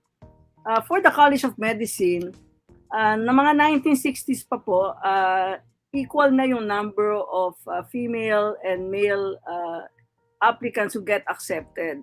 So that's how we are able to ensure gender equality at the UP College of Medicine. So mga 1960s pa equal na. And we have stuck to that proportion even for our intermed programs and basically for our MD PhD program, ganun din. So what we are doing is just creating more pathways for them to choose whatever career. Pero we're trying to break the notion na pagka ikaw doktor, ay ano ka lang, gagamot ka lang, and you're just a clinician. Actually, at the UP College of Medicine, we do encourage a lot of research. So they really become scientists, and we collaborate with other scientists all over the world to be able to come up with solutions. For example, yung luga, na akala natin dahil mahirap na bansa lang tayo, so nung nagpunta po kami sa Boracay, nakita namin doon kalahati ng mga tao doon may luga, kahit matatanda na o kahit bata. We discovered meron pala silang genetic mutation na AM2L1, and this we publish in Nature Genetics. So lumilitaw, meron tayong mga genetic mutations na can be responsible for some of the common diseases affecting our indigenous population. So we're now going to try to develop a mouse model. I'm hoping that an MD PhD student will be able to take care of mouse, and we can develop a mouse model so that later we can actually develop a gene therapy option for this population. So that's our hope. So marami pa tayong pwede pang gawin, and we need to look at our own data. We need to look at diseases that affect Filipinos, because we cannot just adapt hook, line, and sinker yung mga pinapublish abroad. Yung mga congenital deafness, akala nila GJB ito yung most common. Nakita namin, hindi yun ang common sa Pilipino. Ang common is the SLC26A4, and just recently published in Genes na we have about 11 novel variants as a cause of congenital hearing loss among Filipinos. So, ibig sabihin, ang genetic pool po ng mga Pilipino na bingi ay ibang-iba kaysa sa ibang bansa.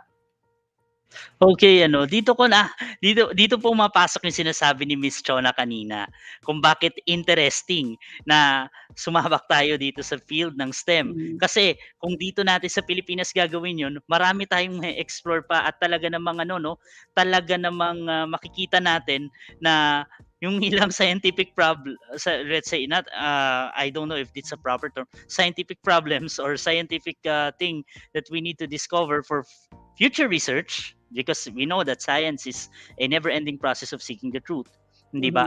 Nandito lang din sa ating bansa mismo, at yung iba nga na-discover natin, kagaya ng medical condition doon sa island namin sa Panay, doon lang pala nakikita yun, yung regarding.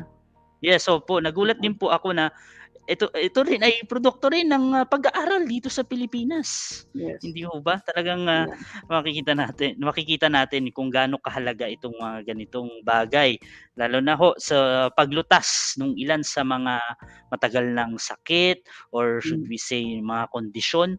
And hindi lang ito regarding po doon sa mga sakit, kundi doon sa mga ever-revealing problems natin sa environment, hindi ho ba? Kagaya, Ms. Chona, pwede ko bang karagdagan tanong, ma'am, di ba dito alam natin na isa sa major polluter ng, should I say, plastic polluter ang bansa. So far, ma'am, ano yung mga na-discover niyo on how, yung laki ng impact nito dun sa fisheries natin? Yun lang, yung tanong ko lang. Kasi parang hindi siya masyado na-bring up. Ang laging binibring up sa atin is kulang na yung mga isda natin. Ano yung implication ng plastic pollution naman po doon sa ating fish supply? Okay, thank you so much for that, Anjun. And you're right, the Philippines is actually the third largest contributor of plastic waste in the world. We're second only to 2 countries that have gigantic populations. So, sobrang nakakalungkot siya. And during the pandemic, this actually became worse. I think sometime around 2020, nagkaroon tayo ng halfway through 2020, meron na agad tayong 50 metric ton in excess of the plastic waste that was produced in the previous year. So sobrang nakaka-shock siya. And one of the key contributors to that is, guilty rin ako dito, our tendency for online shopping. Kasi mapapansin nyo, pag nag-shopping tayo sa internet, meron na siyang bubble wrap, may plastic wrap, and so on and so forth. So those were one of the findings that we had in some of our recent studies that we performed using citizen science, where we asked the participation of ng mga Juan at Juana natin all over the Philippines to help us figure this out. And in terms of fisheries, ang issue natin with plastic is with microplastics. Kasi ang plastic, pag napunta siya sa dagat, ang degradation niya ay facilitated ng araw, dahan-dahang nadudurog yung plastic hanggang umaabot siya sa point na microscopic na yung size niya. Nakakain siya ng isda at ng kung ano-ano pang organisms na nasa ilalim ng tubig. At pag hinuli natin yung mga organisms na ito, makakain natin sila at papasok din yung microplastic sa katawan natin.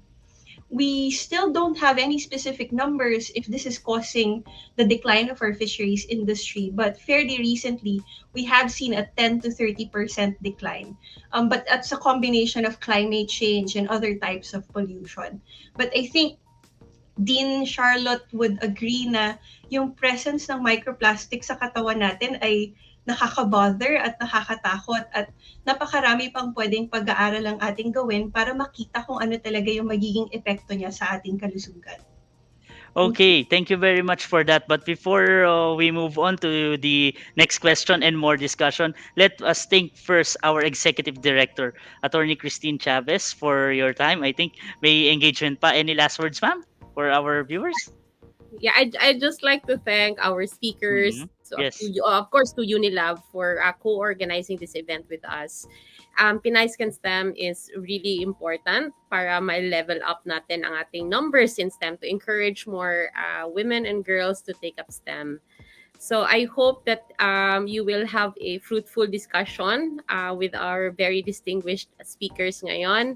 Maraming salamat po. I still want to join you, but we have another engagement kasi nga National Women's Month, so sunod-sunod yung ating invitation. So thank you very much for the inputs na ating speakers this morning, and I hope that you will have more fruitful discussion after I leave. Thank you very much. Thank you very much po, Edie Gray, at maraming salamat po sa inyong oras sa amin. Ma'am, thank you very much po and good afternoon. That is our Executive Director on the Philippine Commission on Women, Attorney Christine Rosary E. Yuson Chavez. And now, ang maganda yung nabanggit ni Ma'am na itong mga bagay nito talaga ay interconnected, and even sa community natin at maging sa hinahain na sa ating pagkain, may epekto po yan. Kaya kailangan pa natin ng further study on it at makakatulong po, di ba? 19,000 pa yung kailangan po natin na kababaihan ng mga scientists para makasunod tayo doon sa mga counterpart countries natin sa ASEAN pagdating sa science and technology and development as well. Now to the next question, we have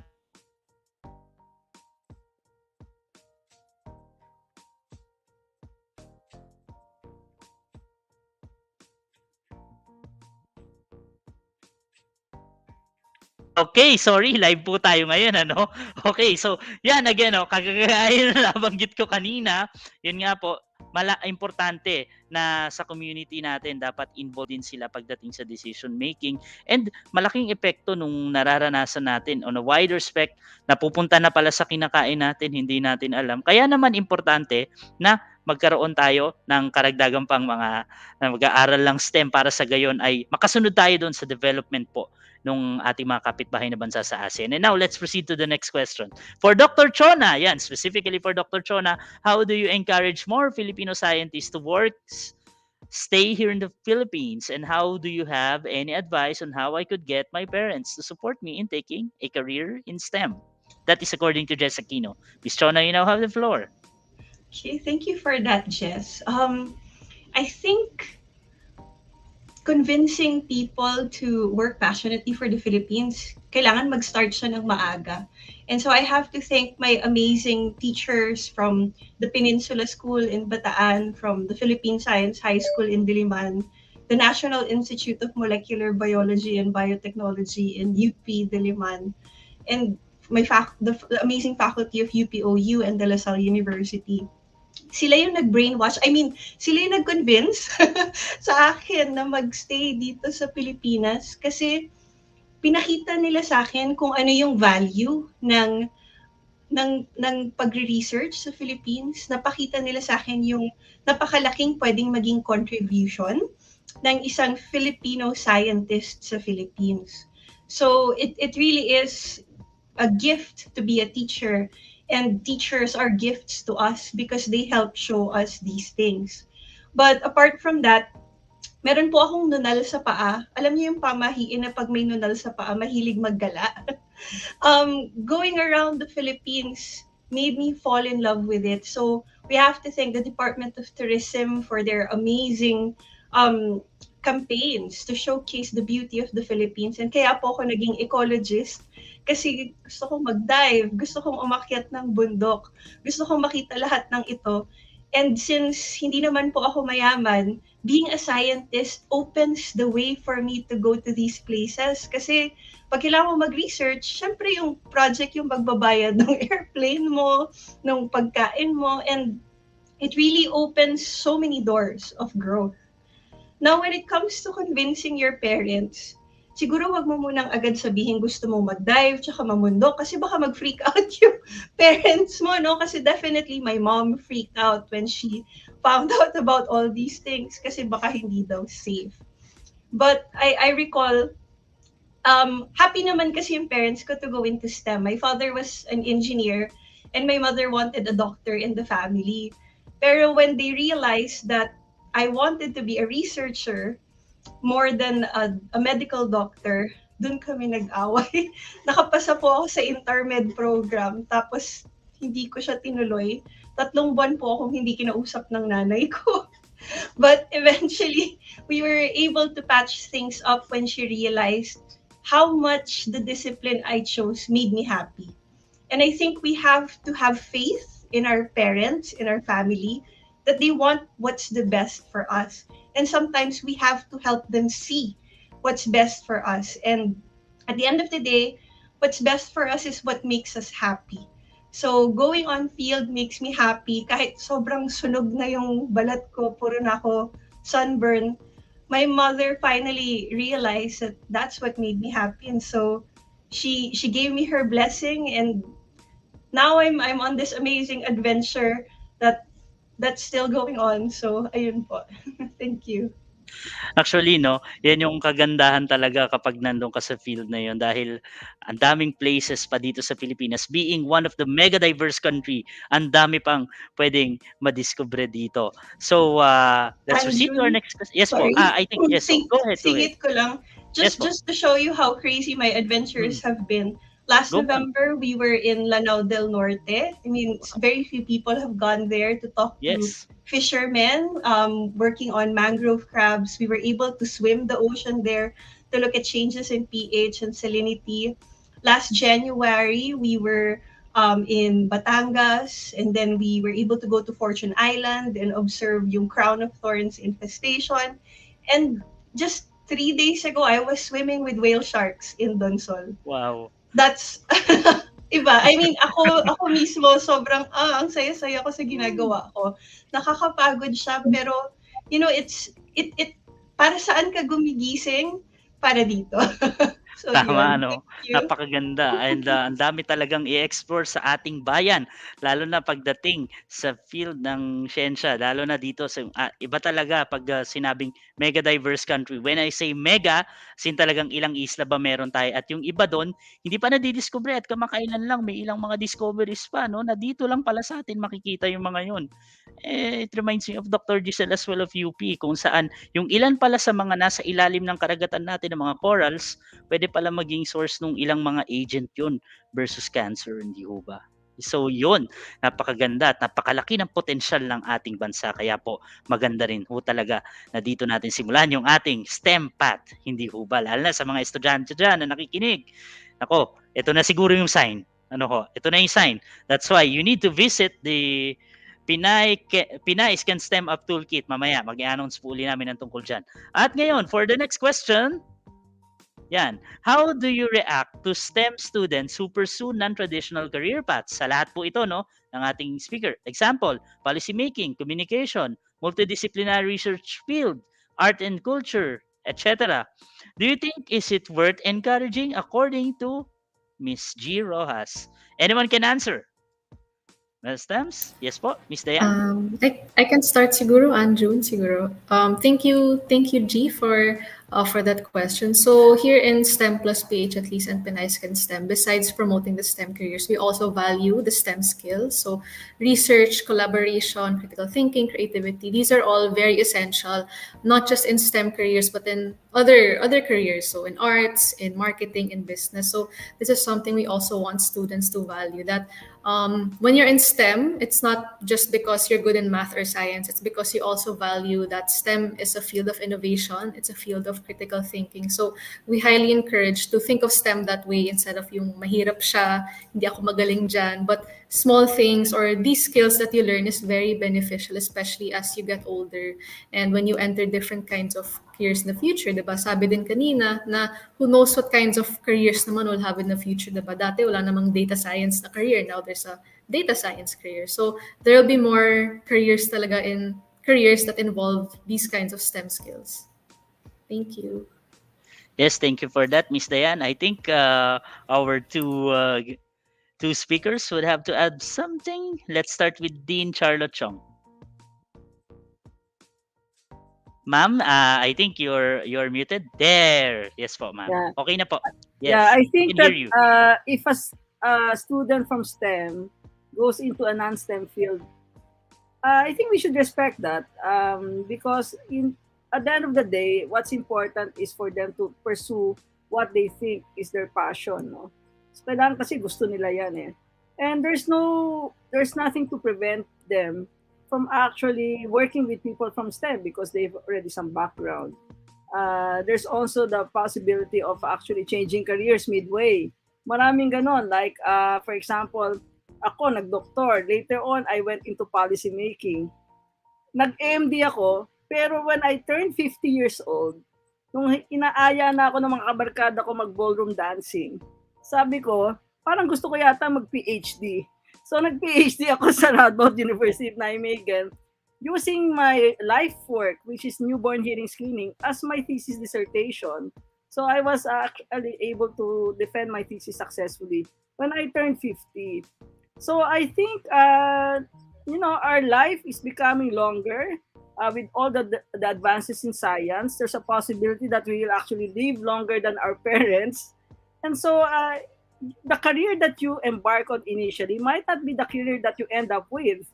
So what is important is for you to really introspect and try to find out a path by which you can wake up every day having some purpose in your life that day, and at the end of the day being able to thank the Lord na, well, I think I did well today, sana po bukas magising ako uli and be able to do more, especially for the people that I love and the people in my country, our fellow Filipinos, who really need our help in so many ways.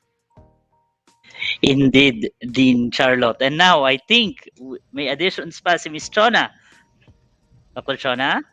Yes, Anjun, thank you for that. Ang inspiring ng sinabi ni Dean Charlotte, no, about us being able to do U-turns in life and figuring out other things that we want to do. And I think, yes, it's healthy for us to encourage individuals to have multidisciplinary and even interdisciplinary careers in their lives. Some people are better suited for specialization, while other people are better suited for diversification. And I guess just to give a shout out to some STEM heroes, that inspire me. I think of Cami Navarro. She's an MBB graduate who became one of these amazing science communicators here in the Philippines. Now she's working in Singapore and definitely waving that Filipino flag proudly. And it's inspiring for me to see this young woman brave the science communication field after spending so many years in the lab. So for me, amazing yon. I also have a master's student, si Marwil Vardeleon, si Mao. She's specializing to be an MS biology student, but she's now exploring the field of painting. And she's recently been exhibiting in all places in the Philippines. And I proudly have two of her paintings in my wall right now. And she paints coral reefs at one time. And yung depth of feeling na meron dun sa art niya is definitely different kasi scientist siya eh. Na-dive niya yon, nakita niya yon, iba yung wonder. And then there's Dr. Ibilu Bandala-Golia, who started out as a physicist, who became an environmental manager, and she's now helping with the School of Architecture of PUP. These women amaze me because they show me that we can actually be flexible. We don't have to put a box even in the fields of study that we're doing. So pag nabore ka, pwede ka pang mag-aral. And I love what Dean Charlotte said, na mahaba ang buhay natin and we should take advantage of that. So I'm looking forward to all of those U-turns in our future. Yes, naniniwala din talaga ako doon sa kasabihan na life is a never-ending learning experience. And at the same time, yun nga, it's not about the destination, it's the journey that is important. With that, and I am very proud once again, and I am very glad na nakilala ko po ang aking mga kasamang STEM specialist, yung ating mga STEM women, ang ating mga Pinays can STEM up inspirations. Yan. Dr. Chona Camille Vince Cruz Abeledo, and si Miss Diane, or should I say Diane Aguas, and Dean Charlotte Chong. Maraming salamat po sa inyong mga naibahagi po sa amin at pagsagot sa mga katanungan po ng ating mga participant ngayong hapon. Malaking tulong po yung mga sinabi ninyo, yung mga positive things, and at the same time, yung realizations po na inyong ibinahagi sa amin, lalo na sa mga kabataan ngayon na naghahangad pumasok sa STEM. Ito po ay maging inspirasyon sa kanila at makakatulong po makahikayat sa iba, and at the same time to beat the gender bias on this STEM. Muli, maraming salamat po sa inyong mga salitang ibinahagi sa amin ngayong hapon. Thank you, ma'am. And happy National Women's Month po. Okay, yan na po. Maraming salamat po sa kanilang mga naging partisipasyon ngayong hapon. O ngayon, guys, ito na nga, no? Marami tayong natutunan ngayong hapon na ito. And for those people, yes, thank you to our participants and also to our speakers for this afternoon who sent their questions, and thank you to our resource persons for providing the insightful answers. And now, to those who are interested in the toolkit, go to the link or scan the QR code that you can see on your screen. Yes, there. Nakikita po nila. And also, you can fill out that online form. So, makikita nyo rin po actually siya sa comment section natin. Yung regarding po sa Pinay Can STEM Up Toolkit. And now, to close this session with another empowering message, it is our privilege to have the presence of the Department of the Interior and Local Government's Undersecretary for Mindanao Affairs and Special Concerns, Miss Marjorie Halushos. Yes, STEM Up afternoon. Yusek Marge, magandang hapon po sa inyo, ma'am. You now have the floor. Yes po, ma'am. Hello, Good afternoon. magandang hapon. We STEM Up, Juana, para sa Teknolohiya at Agham. Napakalalim pero napaka-importanteng bahagi ng araw na to, itong topic na ito. Maraming salamat sa inyong lahat. Bago ako magsimula, gusto ko munang batiin syempre ang ating Philippine Commission on Women, Executive Director Attorney Cray Chavez na napakinggan natin kanina. Syempre, hindi natin makakalimutan ang ating Chairperson, Sandy Montano ng PCW, si ED of Unilab Foundation, si Ma'am Lilibet Aristorenas, sa ating Communications and Advocacy Officer of STEM Up Philippines, Ma'am Diane Aguas, Professor Chona Vince Abeledo, and Dr. Charlotte Chong na nakibahagi sa ating kanina. At sa lahat po ng Juanas at Juan joining us in this very special event, isang God Day po sa ating lahat. Ganyan na po ang pagbati ngayon, hindi na good day, God Day, kasi nga gender and development. It's really an honor for me to deliver the closing remarks for this very significant initiative ng STEM Up, which is the official launch of the Pinays Can STEM Digital Toolkit. This is very timely as we are celebrating National Women's Month, and the protection and gender fair treatment of the girl-child week. As stated in the proclamation, every girl who is below 18 years of age should be provided with equal opportunities and adequate protection to prepare her for her role in community development. Hence, this project is very relevant as it aims to empower and encourage young Filipinas to pursue their STEM dreams through the provision of content and resources, ranging from stories and tips from notable Pinays in the field and other informational materials na makukuha niya. This also targets the Gender Equality and Women's Empowerment or GWE Strategic Goal Area 5. The expand benefit and leadership in science, technology, ICT, infrastructure, and energy. And we all know how much these opportunities are affected by the COVID-19 pandemic. It is undeniable how much growth science and technology have gone through to meet the urgent demands caused by the pandemic.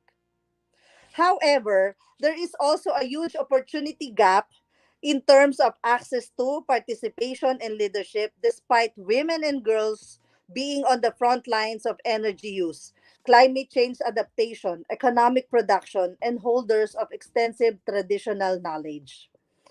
According to the Commission on Higher Education, just 2 in 7 engineering students are female. Tatandaan niyo yan. May mga kababaihan din na nag-engineering.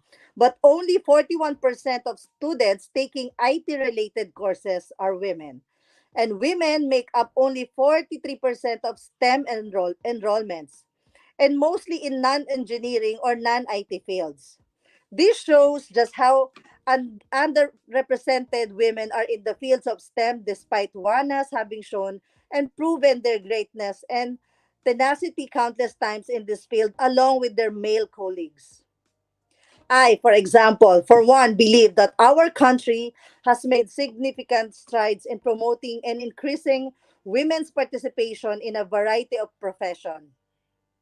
However, just like how women are still underrepresented in the political field despite comprising half of the country's population, I say we can do more. We can do more by starting to acknowledge the barriers preventing girls from enrolling in STEM fields. And that's why we're here as adults and public servants. We must take into account the barriers that girls face and the ways in which we could lessen the gender divide around skills, connectivity, and safety. When it comes to barriers, stereotypes and gender norms, they definitely dampen the interest of girls in STEM. Lahat tayo ay nagdaan sa ganito at nakarinig ng lahat tayo nakarinig ng kapag lalaki talaga magaling sa math. O kaya naman, di naman kaya kapag lalaki dapat engineering or IT yung course niya. Di ba usually ganun ang lagi nating naririnig? These kinds of messaging make it seem like males are the only ones good and superior at math. Hindi kaya mga babae rin magaling sa math. It makes each encounter with math and technology frightening, triggering self-doubt. At bilang isang ina po ng isang batang babae, my daughter is now 12 years old. Hindi ko gustong maramdaman niyang siya ay mahina dahil lamang sa kanyang kasarian. Hindi na po ganun ngayon ang ating panahon.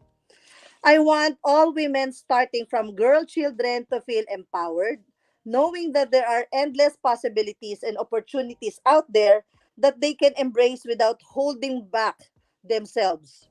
This is why representation matters.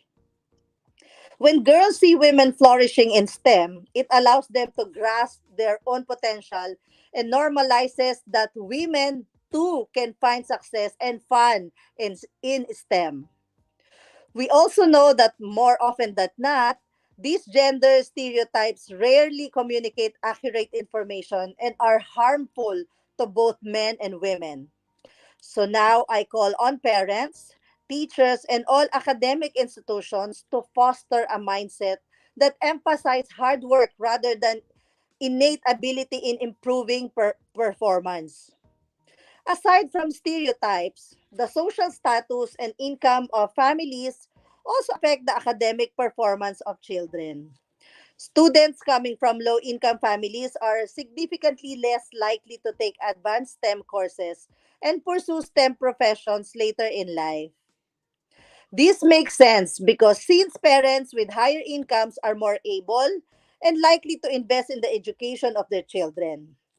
In turn, this social status gap forms a narrative that those who can be doctors or engineers are the rich, which shouldn't be. Dapat hindi ganon. Aside from social discrimination, girl children from low-income families are also more susceptible to abuse and exploitation. Some of them have to stop their education in their early years to take care of their younger siblings, and some are even exploited by their own family members in order to have food on their plates. The COVID-19 exacerbated their suffering and even made them more vulnerable to dangers of society.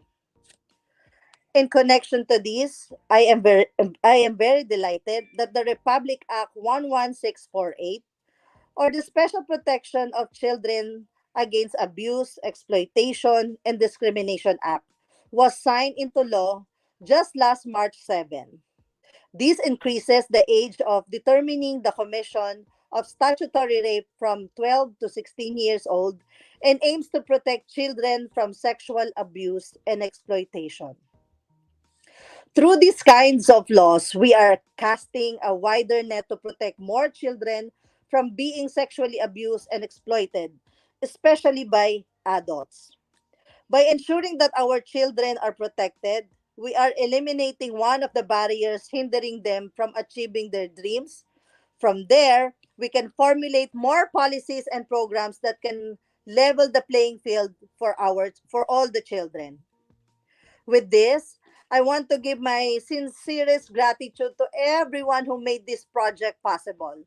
To Unilab Foundation Incorporated and Philippine Commission on Women and other partners, kudos to each and every one of you.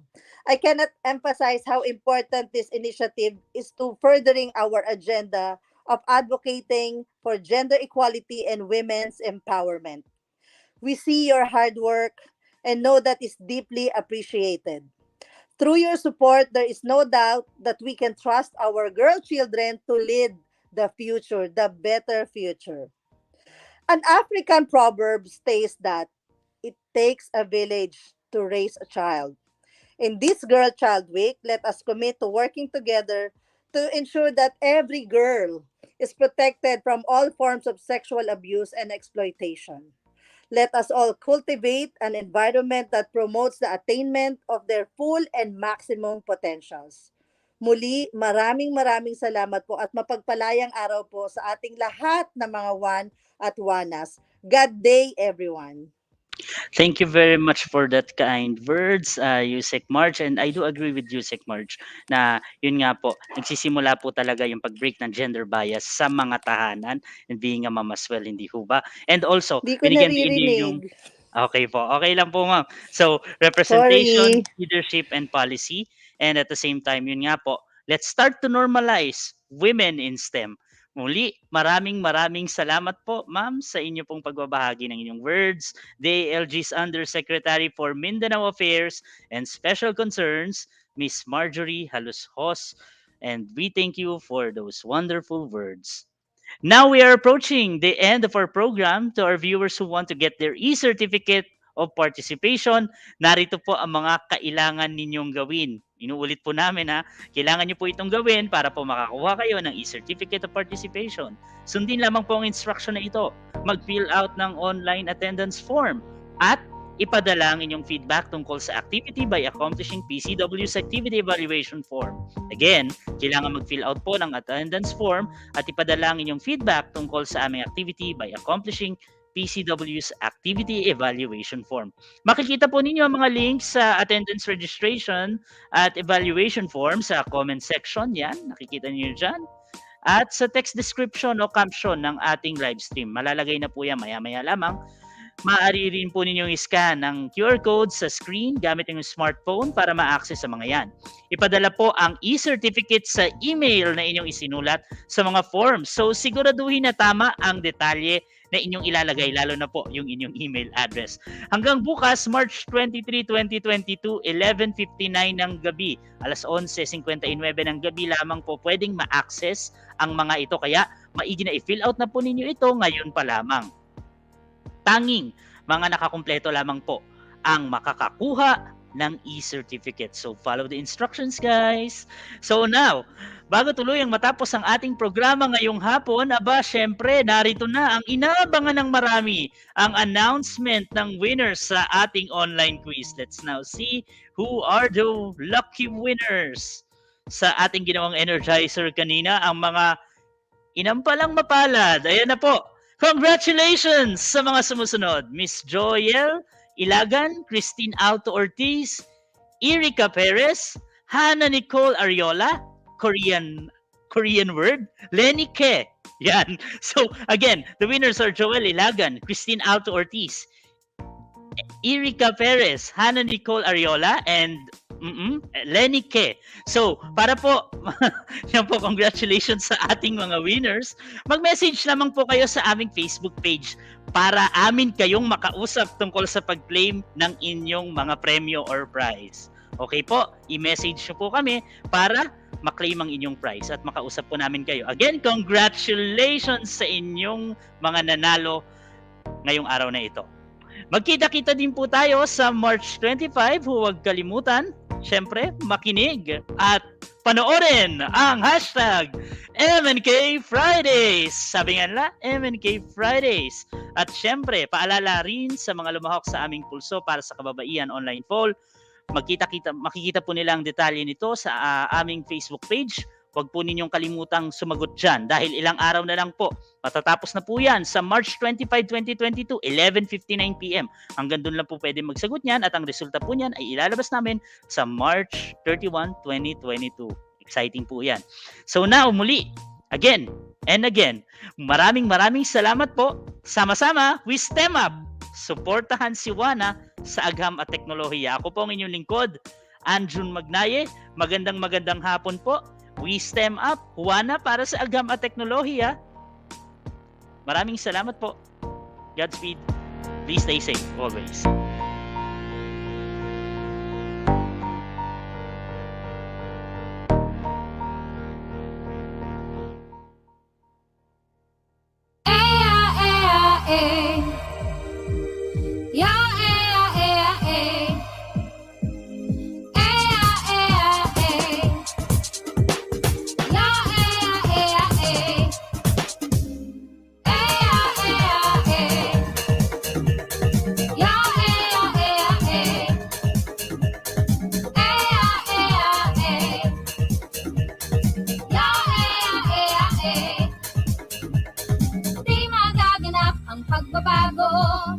Kung walang mangangahas na tumayo, masdan mo ang lipunang nagpapayo na kailangan ng isang katulad mo.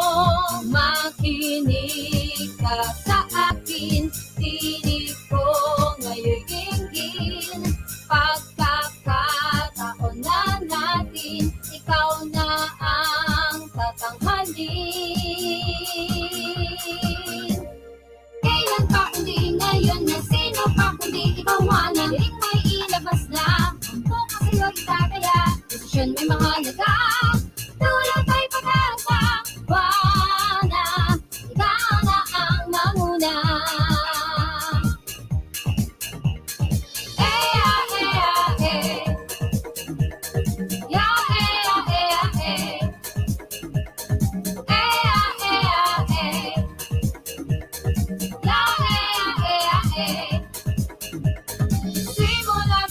Ang pamumulo, pagkatatag at lakas mo ay sandigan ko. Pangako ng pagsulong ang matata mo, sama-sama sa pagbangon ng bayan ko. Makinig ka sa atin, tinig ko ngayon'y dinggin. Pagkakataon na natin, ikaw na ang tatang